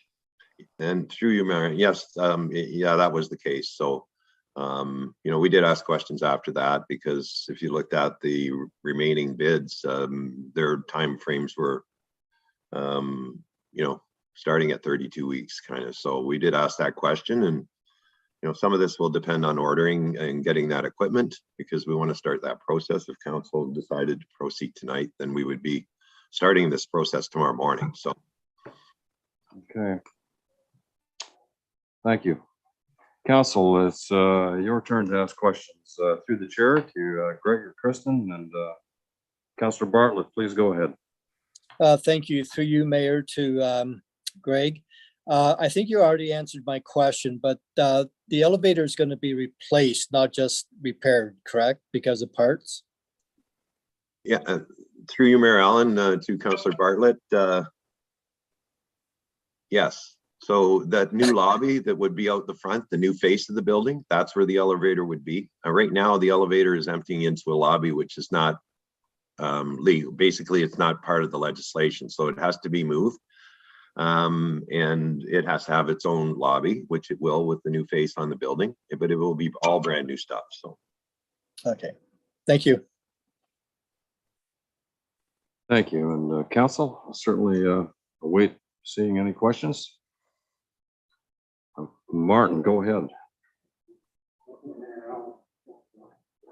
Sorry, thank you, Mayor Allen. To Greg, in this contract, there's always fine print, small print. Is there anything in there saying that if building costs go up, we could see even a higher cost? Greg, I'll let you answer that. Yeah, and through you, Mary Ellen. No, I think the tender was put on the market. I don't expect any surprises. Certainly, we had them priced for separate items that, you know, may have been a surprise moving forward, just so that we were aware with the low E ceiling itself and the interior painting, that if that was something that we wanted to do, and that is part of the recommendation moving forward. So, no, I don't expect any, you know, anything. There's nothing in, no small print in the agreement that allows anybody to just make this a lot bigger price. So, and Martin, I see Kristen has her hand up. That may add to that. Yes, go ahead, Kristen. There's also a contingency built into that quoted cost for, you know, instances like that. Okay. Yep, there is. Kristen, you alluded to the cost increase since 2019. Construction costs have gone up 30% since 2019. So there has been if to put a monetary aspect to it, it's gone up substantially, 30%. Councillor Cowell, please go ahead. Councillor McGill had his hand up before me. Okay, Mark, I didn't see that. Yeah, Mark, please take the floor, followed by Councillor Cowell. Oh, thank you, Councillor Cowell. Yeah, what about asbestos? I think is there not a report coming about asbestos that seems to be always be a concern with older buildings being renovated. Yeah, through you, Mayor Allen. Yes, part of this will be, and certainly that report is done now, and we have that in place, and it is incorporated in the particular project. But we could not get the building worked on without having that asbestos evaluation done of the building itself. So typically in a building like that, you would find asbestos, either friable or non-friable asbestos. I think probably more from what I've seen from the report. We're dealing with tile, we're dealing with fascia, that type of stuff that's non-friable. A lot of the friable areas that you would have in plumbing, elbows and that type of stuff has already been removed, but that particular document has been created and will be available to the contractors when working in the building itself. Yes, Mark, a follow-up question? Oh, I guess my question basically is, could asbestos lead to more costs on top of this quote? Yeah, through you, Marilyn, I guess I don't know the answer to that. I know that there's not a lot of asbestos in the building. And I guess it depends on at what level the mitigation happens. And like Kristen had mentioned, though, there are contingencies built into this that if there is any type of overage that way, that the contingency itself should respond to that. There shouldn't be any type of change orders for this. So. Yeah, thank you, Greg. Councillor Cal. Earlier, we received an email from a ratepayer, and I responded, but not to everyone, so as to protect the fact that it wouldn't be considered a closed meeting. So I'd like to take a moment to let you know how I responded to this ratepayer. I never want to see a $1.6 million item over budget. But having said that, I'm not surprised that the renovation is over $5 million. And that actually seems rather reasonable when you think about renovating a large building and the housing cost and the market that we're having right now. And I thought to myself, it would have been nice if maybe we had applied with that number for our grant. However, perhaps we wouldn't even have received the grant if it had been that large. Additionally, there are many who skate in that building who would skate no matter where the building was. If we chose not to do these renovations, this building would have to close, and there will be families who will skate no matter what. And that means they'll skate in Alvingston, and they'll skate in Strathroy, and they'll skate in Kamoka. And while they're there, they'll do their grocery shopping, and they'll do their other activities, which means that it hurts our businesses in town by closing the arena. So as Mr. Storm said earlier, this building isn't just for the people who use it. It provides a benefit to everyone in town. So that was one thing, is that some folks who skate will skate no matter what. And the last thing, the reason why I will be supporting these renovations is that on more than one occasion, I have heard that Bothwell Arena will be closing at some point, potentially. They talk about it every year, every election. We've recently heard that Mount Bridges is being suggested to be closed in their rec master plan so that they can have a 4-pad arena in Strathroy and have a focal point for their recreation and a recreation hub. And if both of those arenas do close and we have chosen not to do renovations and we close, we are sending ratepayers away, and we've missed out on an opportunity to draw people here. So that's what I sent to that ratepayer, and that's one of the reasons why. These are some of the reasons why I will be supporting that we move forward with renovations. I'd like to have a discussion quickly through the chair about some of the cosmetic things with regards to the front foyer. Is there any way that we can bring the costs down by maybe not having it so pretty? And I can appreciate wanting to have a beautiful facade to show something for all the work that we're going to be doing. Thank you, Councillor Cowell. I'll let Greg answer that.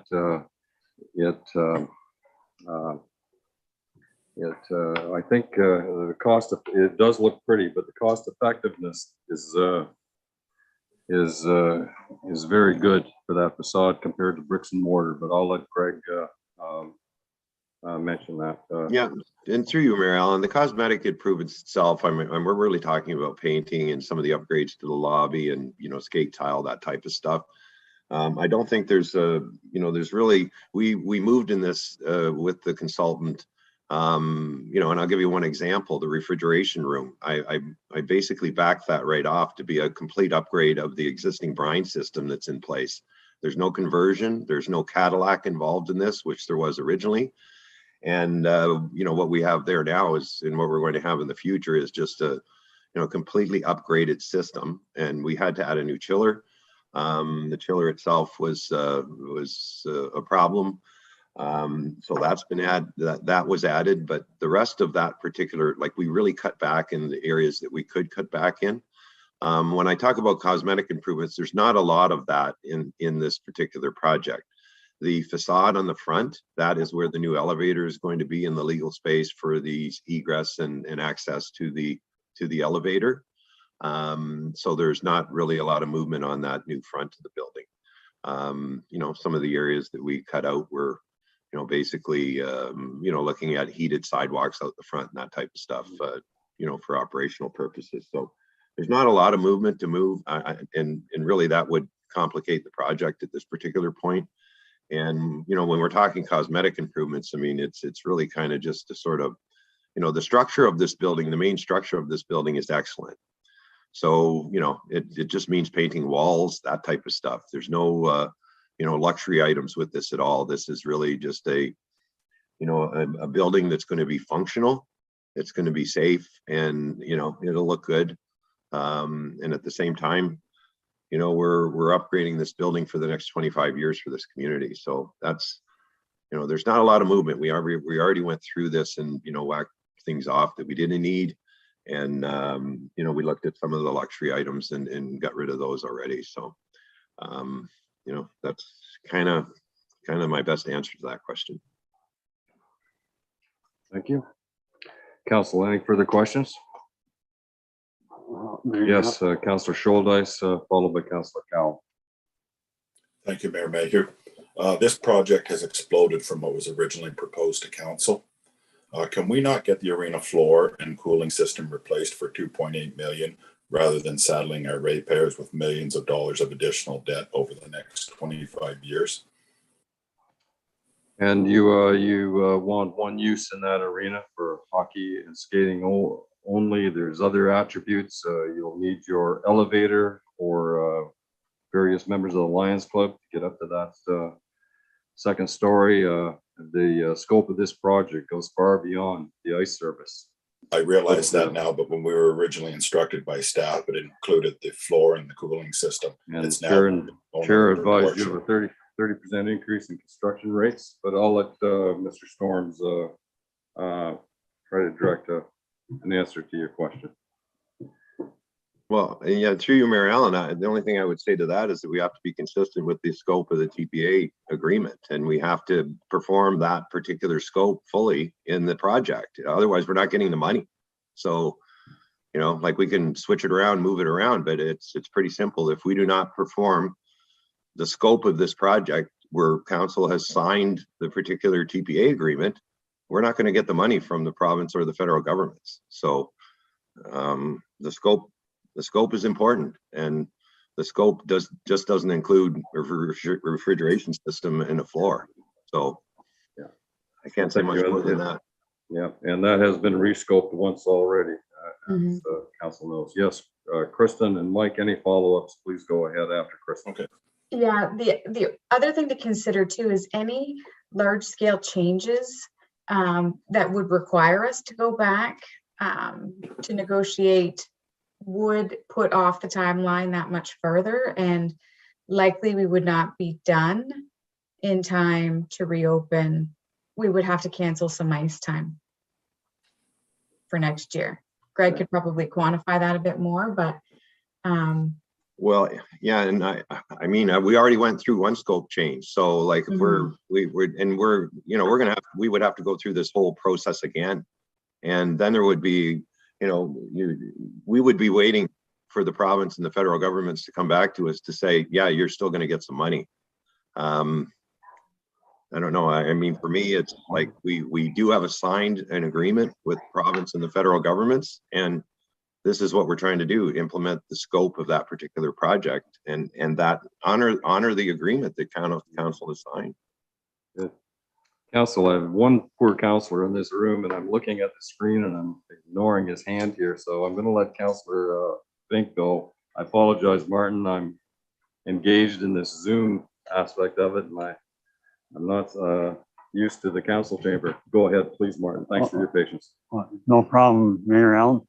I just want to correct one information. I have a lot of relatives in Strathroy, Caradoc, and they are going to, council, I believe, has voted for a new arena in Mount Bridges. So it does make a big factor. We all received that same email that there's supposedly only 6 minor hockey teams. And we originally approved this project at 2.8 or 2.9 million. So it's over doubled. And I do agree with what Councilor Childice say that I'm not against having a new floor and that sort of thing. As far as putting an elevator in, certain activities, we have the expert hall and Applicant that can be used for senior activities. We have the community hall and we have the fire or the train station. So we have lots of facilities for seniors to go into, and so that we wouldn't have to build an elevator. And I was at the meeting on Centerville Road. 50 people showed up for the new lagoon for green fertilizer. And there was a comment spoken right out there.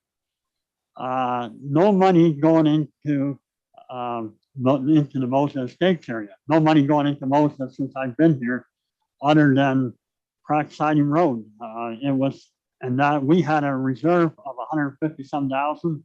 We had a machinery reserve, and then the money from the building was used for the addition. So really what's going on here, Glencoe is class 1, Wardsville and Expert class 2, and Moses is class 3. No money going. Martin, we've had this conversation before, and you know, look at our budget and the allocations of money on brine, on gravel. It is substantial. It still remains one of the most significant percentages of our budget, our roads department. Those are maintenance And our costs. fire Maintenance costs. and they continue on every year, okay? And they Maintenance continue costs. on every Everybody year. has maintenance costs. Yeah, and but they're apportioned to your ward, those maintenance costs. So Greg, go ahead. Yeah, and then through you, Mayor Allen, I don't really have a comment about, where money's spent, because, we think in terms every day of Southwest Middlesex. And, that's how staff think of the municipality. And, we work every day in trying to serve the residents in every community the same. I would certainly question the comment with regards to council approving this budget at 2.9 million. I don't think that's correct. So council has approved the budget. It was not at that figure. And this particular situation that we have in front of tonight is in addition to an already approved budget by council. So just want to make sure that, and Kristen can certainly respond to that number, but that's not correct. That's not correct that this is doubled, after the budget was approved. The budget's already been approved, and this is in addition to the budget. Certainly the submission that was made as far as the scope of this project in 2019 was the number that Councillor Vink is talking about. But that's not what was approved through the budget process for 2022. Any further comments? Yes, Councillor Cal. Martin, I saw your hand just rise. I'll let you have a follow-up following Councillor Cal. Thank you. So my question is a little bit of a change of topic, but still on topic. We've talked about hopefully having it done in 22 weeks, but that there is a possibility it may take an additional 8 weeks, up to 30 weeks, which would impact the Glencoe Fair. Do we have contingencies in place to support the Glencoe Fair and the Glencoe Agricultural Society in bringing forward this community event. I can appreciate that with throughout COVID, we've really been missing these type of events. So is there any way that we can maybe be thinking about these contingencies just in case, so that we can make sure that the event is supported to the level we'd all like to see? Yeah, thank you. Good question, and we'll certainly have that dialogue. I'm not sure whether administration has had conversations regarding that subject, but I sit as a member on that board, and I'll certainly get engaged in that conversation. Greg, any response? I believe the question was addressed to you. Yeah, and through you, Mary Ellen, it is a good question, because if we can't get the project completed within the 22 weeks, then obviously there will have to be a plan B associated with the fair. You know, certainly the Facilities and Rec Department is committed to working with all those partners to deliver that fair. And, you know, we will bring them into the fold. Certainly after we get through our first pre-construction meeting and find out more about timelines, I will make sure, and certainly all our staff are committed to meeting with the fair board, the Ag Society, and all the partners associated, you know, with that, you know, great week and weekend that we have to make it happen if the building's not available. So, you know, and as we get through, there may be parts of the building that can be used, you know, at the end of construction, etc. But, you know, I can tell you now that we are committed to working with all our partners to get this job done. And to, you know, my goal right from the very beginning was to get this done and have it available for the fair to be open. That was the goal. We were held up a little bit as part of the process in the fall, which kind of pushed our timeline a little bit because we had to get the scope changes, etc. We respect that, but at the same time, you know, that kind of pushed us a little bit. But you know, we will work directly with those groups to see whatever we can do to help them and make their event successful. Thank you, Greg. Martin, you had a follow-up question? Yes, thank you, Mayor Allen. I just want to reiterate, I did not say 4.4 million. I said when it first came to council, it was 2.9 million, and this figure is over double that figure. Kristen, would you like to comment on that at all? I can, I think what Mr. or Councillor Vink is referring to is the when staff notified council of the application. That was our estimate of what we had applied for. But as Greg said, once the engineers went in and looked around, they said, well, you know, it's great that these are the things that you want to do, but in order to do that, there are other things that we have to do. For example, the electrical and the fire. And as far as the floor goes, I don't know if some councillors will remember a few years ago when we did have the boards installed, the plan was initially to do the floor at that point because there had been some leaks. We did spend some money on engineering, and council elected to not move forward with the floor at that point. And I want to say that might be 3 or 4 years ago. Maybe 5 at most, I think but 4 or 5 years ago. Yeah. yeah. Yeah. Anyway. Okay. Yes, Councillor Scholdice, go ahead. Second question. Thank you, Mayor Mayhew. I'm just looking for confirmation on the funding. I'm looking on page 5 of the report, and the difference between the 2022 budget and the tender is close to $200,000. And I'm just wondering why there is a discrepancy there in the funding. Yeah. Kristen, can you give us some direction on that? Yes, it appears that with the signed transfer payment agreement that we signed, we had anticipated getting the 1.789 million, which is our portion of the total grant. However, it looks, the TPA says that we will still get the full 1.9. That difference is what would have been given to the curling club for their portion of the project. So that's what that difference is. Okay, thank you. Mm-hmm. Thanks, Mike. Yes, Councillor McGill, please go ahead. Yeah, thank you, Mayor Mayhew. This is my second comment, I guess. The first comment was just about asbestos, which is just a little negative, but a concern I had. So I'd like to say I'm going to support this recommendation. 50 years ago, the councillors for the village of Glencoe had a vision, and they built a new arena, and it served the whole community well for 50 years. And now that facility has passed its expected life expectancy, the infrastructure in it has. So if we want to continue with a facility like we've had in the past, and actually use it even more than we have in the past, because I like the idea of using it year round, having things like pickleball in there in the summer, then I think we have to move ahead and do this. And over time, people will see that it was a good decision. And as Mr. Storm said, our community's growing. We're going to have more people living here. So there will be people to use it.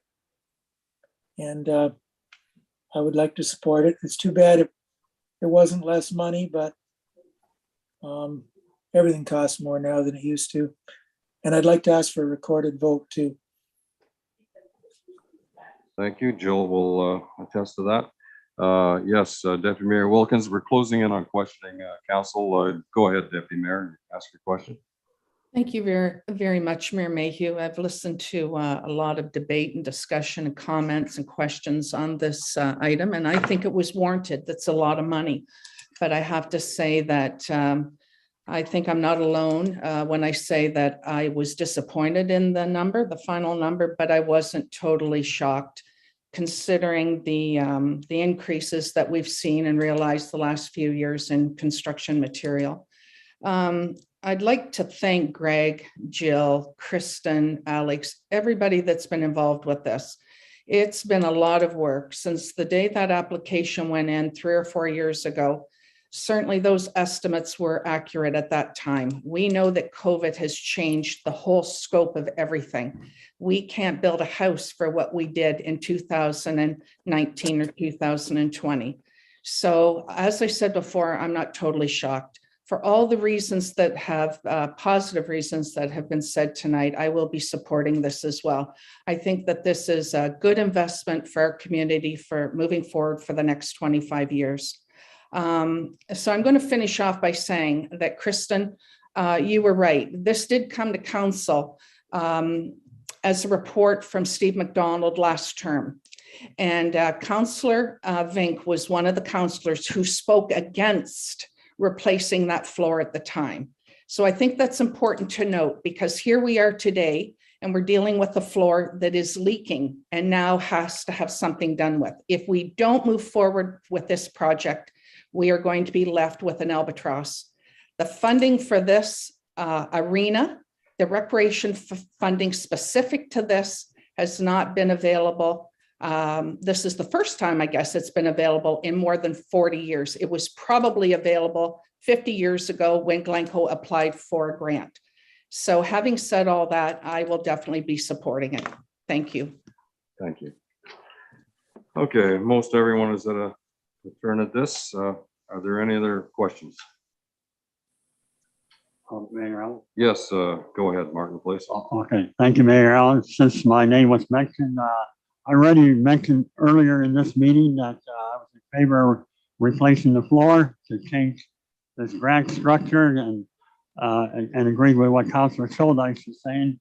Once again, Deputy Mayor is bringing up stuff from the back, trying to cause trouble. So we'll let that go. Council, we try to remain positive on this. I know it's a big price tag here, but we all want what's best for Southwest Middlesex, and we unfortunately don't vision everything the same sometimes, but we have to move beyond that. The chair will await, entertain a motion to be made and a seconder for that, and I understand Councillor McGill has asked for a recorded vote, and Jill will accommodate us to that degree. Is there a motion for the acceptance of this recommendation? Councillor Deputy Mayor Deputy Mayor Wilkins has had her hand up first. Councillor Cal, I saw your Absolutely, Mayor hand go up. Mayhew, I will move this. Thank you. And Councillor Cal, your hand went up about the same time, but would you second that? Thank you. Thank you. We've had ample discussion. Everyone is in a turn. Amy, I think you're the only councillor that has not spoke to this, and I don't want to leave you out. Are you satisfied with that? Any questions you'd like to ask Mr. Storms? You're okay? So if we were to move forward with this, are we including the heated outdoor slab, the replacement of the glazed screens, and the replacement of the low E ceiling and the paint in the arena? I think that's speculative at this point. We're not moving forward to it. It might be on a wish list. Could you, Greg, comment on that? Yeah, through you, Mayor Allen, to Councillor Choi. The first two items, no, we wouldn't be doing them. The third item, which is the low E ceiling, we would be looking and monitoring the removal of the old one. Get an evaluation done of that. If we can put that back up, then we wouldn't make that expenditure. We would just put up the old low E ceiling. My hope is that they can take it down and put it back up again. And that's certainly the painting at $8,000 to get the painting done inside the rink area, all the walls. We want to move forward with that. Great. Yeah, that's good value. Thank you. Every councillor is engaged in this now, so we're very pleased with that. And thank you, council. I know it has been a ample discussion. It has been moved and seconded. I'll let Jill call the vote, record a vote at her leisure. Okay, so we've started with Councillor McGill. So Councillor McGill. Yes. Councillor Choi. Yes. Councillor Cowell. Yes. Councillor Vink. No. Councillor Bartlett. Yes. Councillor Scholdice. No. Deputy Mayor Wilkins. Yes. And Mayor Mayhew. Yes. And the vote carries. Okay. Thank you, council. All of council deserve congratulations on that for your discussions and your patience on that. And in particular, a thank you to staff. The number 9 on the agenda is any notices of motion. And there are none anticipated. Number 10, correspondence and petitions. None, the chair has not been advised of any. Unfinished business, there is none. And 5.8, the Brook Alveston Fire Department correspondence. Martin, you wish to expand on that a bit? Sorry, Mary Ellen. I believe the deputy mayor asked Okay. for it to All be right, okay, brought down. I already spoke on it. okay. All right, Deputy Mayor, would you like to expand on that, please? Yeah, thank you very much, Mayor Mayhew. I just thought that this should come back and we should have some discussion on this. This is a partnership between Brook Alveston, Southwest Middlesex, and Don Euphemia. And it's really, in my opinion, highly unusual to see a grant divided up like this. Well, actually not divided up, that's the problem. I would even go so far as to call this move unethical by Brook Alveston. In the past, we've had drains that we've done with neighboring communities. We've done road work with neighboring communities. And I know for a fact that Southwest Middlesex has applied for more than one grant, and we split it between the municipality, and then we divide up the balance remaining. So I really think that this municipality should be considering moving towards a service, a fee-for-service agreement. We have one now with Strathroy Caradoc, and I would like discussion on that, Mayor Mayhew. So that's why I've asked for it to come forward. Thank you. Okay. Good. Council, any comments on that, or we will I know that administration will be involved in these proceedings. That email came in very recently in the early hours of the evening. And we will be meeting with Brooke Elviston on this, and I'm sure the subject will arise again. Mayor Mayhew, with all yeah. due respect, the administration will not move forward with this without council's direction. Yeah, you bet. Okay, Mark, are you making a motion to that effect then? Fee for service? Then if you want a motion, clarify the motion you're making, Deputy Mayor. Please restate it. First of all, I'd like discussion. Okay. If other councillors would like to add their opinions or thoughts on this, I think this is important. If this goes through the way it is now, Southwest Middlesex stands to pay maybe 6,000 to 7,000 more for this project than they would if the grant was divided amongst all three municipalities. Those are significant dollars to this municipality. They so are. I'd like discussion on it. Okay. Okay, we're discussing, Mark, do you have your hand up? And do you understand the context of the question? Yep, I understand, and I agree with Deputy Mayor Wilkins' point. We do have a master fire plan we're working on right now, and I think that our arrangement with Brooke Elviston could be reconsidered as part of that master fire plan.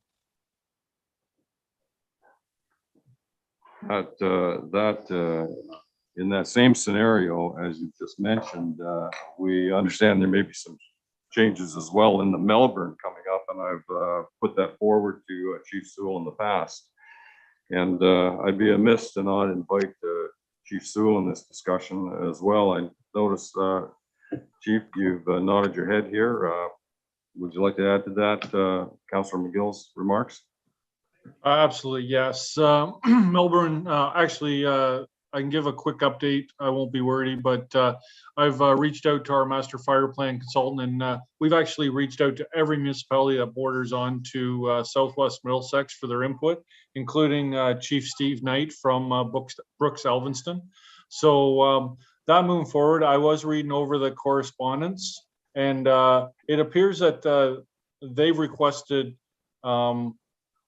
a delegation from their council to meet with their council for a fee for service fire agreement. At this point, I believe our agreement with them, the way it speaks with the in the bylaw, I think we're at the end of 2023, I believe, that it expires. So I'm not against exploring these avenues with the municipalities. It's common to have a fee for service.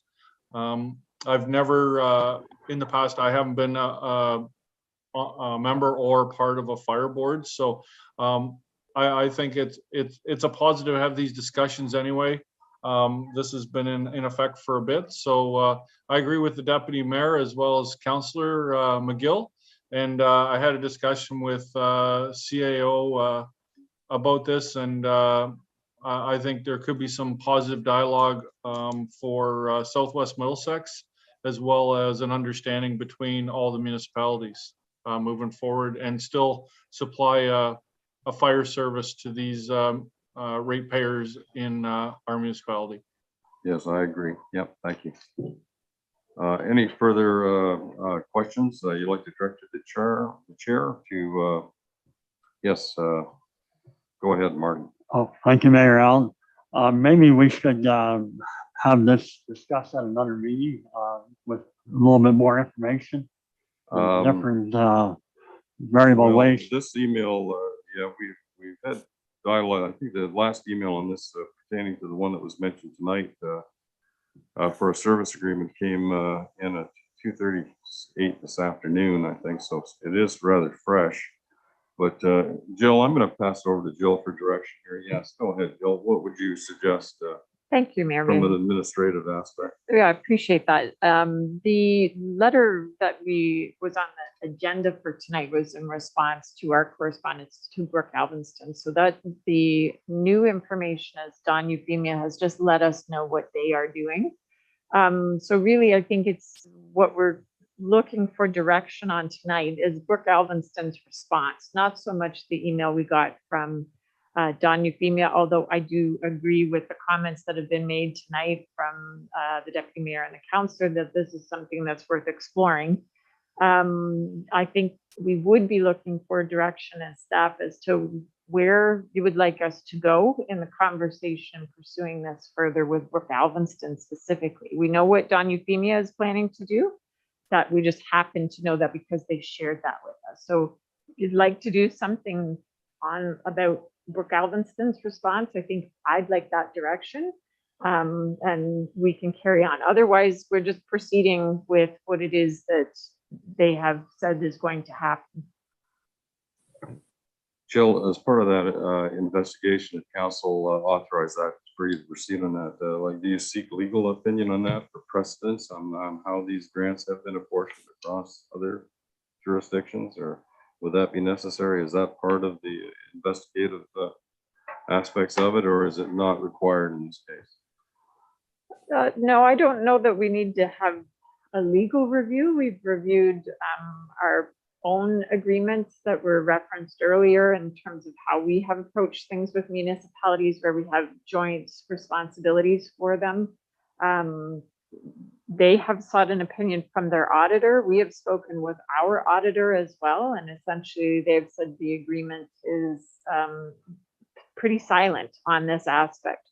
So I do think that some kind of clarification would be important, because this is clearly not how the partner is expected to be treated in this arrangement.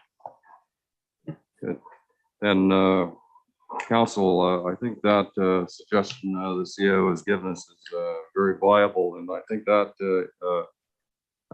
gives us a more wholesome discussion when we have a recommendation in front of us. So would someone move that staff be authorized to bring back a report to council as Councillor Vink has suggested? Martin, did you move that? I'll move that motion, that Martin. staff prepare a report to come back. All right, thank you. I need a seconder for that. Martin, we'll move that. Councillor Vink, rather. I'm sorry, Martin. Yes, it's been moved and seconded. Any further discussion directed to the chair, to Jill? Yes, Martin, go ahead. Yes, thank you, Mayor Allen. Just one little point. And we would have to give Brook Alvinston 6 months notice. It's in the agreement if we were to change any part of the agreement. Okay. Yeah. Okay. Thank you, Martin. That's valuable information. Yep. Cheryl, call the question. All in favor of the recommendation coming before council? Carried. Quad County Services 5G regarding Quad County. Deputy Mayor, am I mistaken that you pulled that out? Is that correct? Yes, Mike pulled that out. Wasn't me, Mayor Mayhew. I believe it was Councillor Schuldeis. Okay, go ahead. Yes, thank you. I apologize, Councillor Schuldeis. Yes, bring that forward if you would, Mike. Thank you, Mayor Mayhew. Given that Quad County plays a very important role in our community, I'd like to endorse the lighting of the train station in blue and green to recognize Community Living Month. Okay, as May, you bet. Is there a second Yes. for that, Councillor McGill? Okay, any discussion? All in favor? And I knew that'd be unanimous. Thank you very much, Councillor Schuldeis.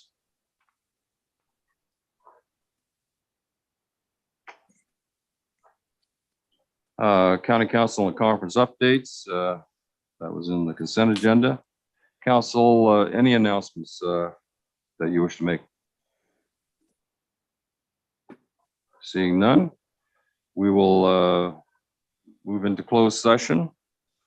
If we so moved, recommendation that council go into closed session at 9:36. Of the municipal act to consider the following personal matters about identifiable individuals, including municipal or local board employees, and especially matters related to the following identifying individuals. And Jill, I think there was a third item in there you wanted to put in there as well on a property matter. Is that correct? So we just received offer for purchase, and I'd like to have that included I agree. in closed session So, this evening. Yep, It should be included in your closed session package already. okay, yeah, all right, that's great. Okay, motion to go into closed. I'll look for some hands. Counselor Vink moved it. Counselor McGill seconded that. All in favor? Deputy Mayor, I'll hand the gavel to you.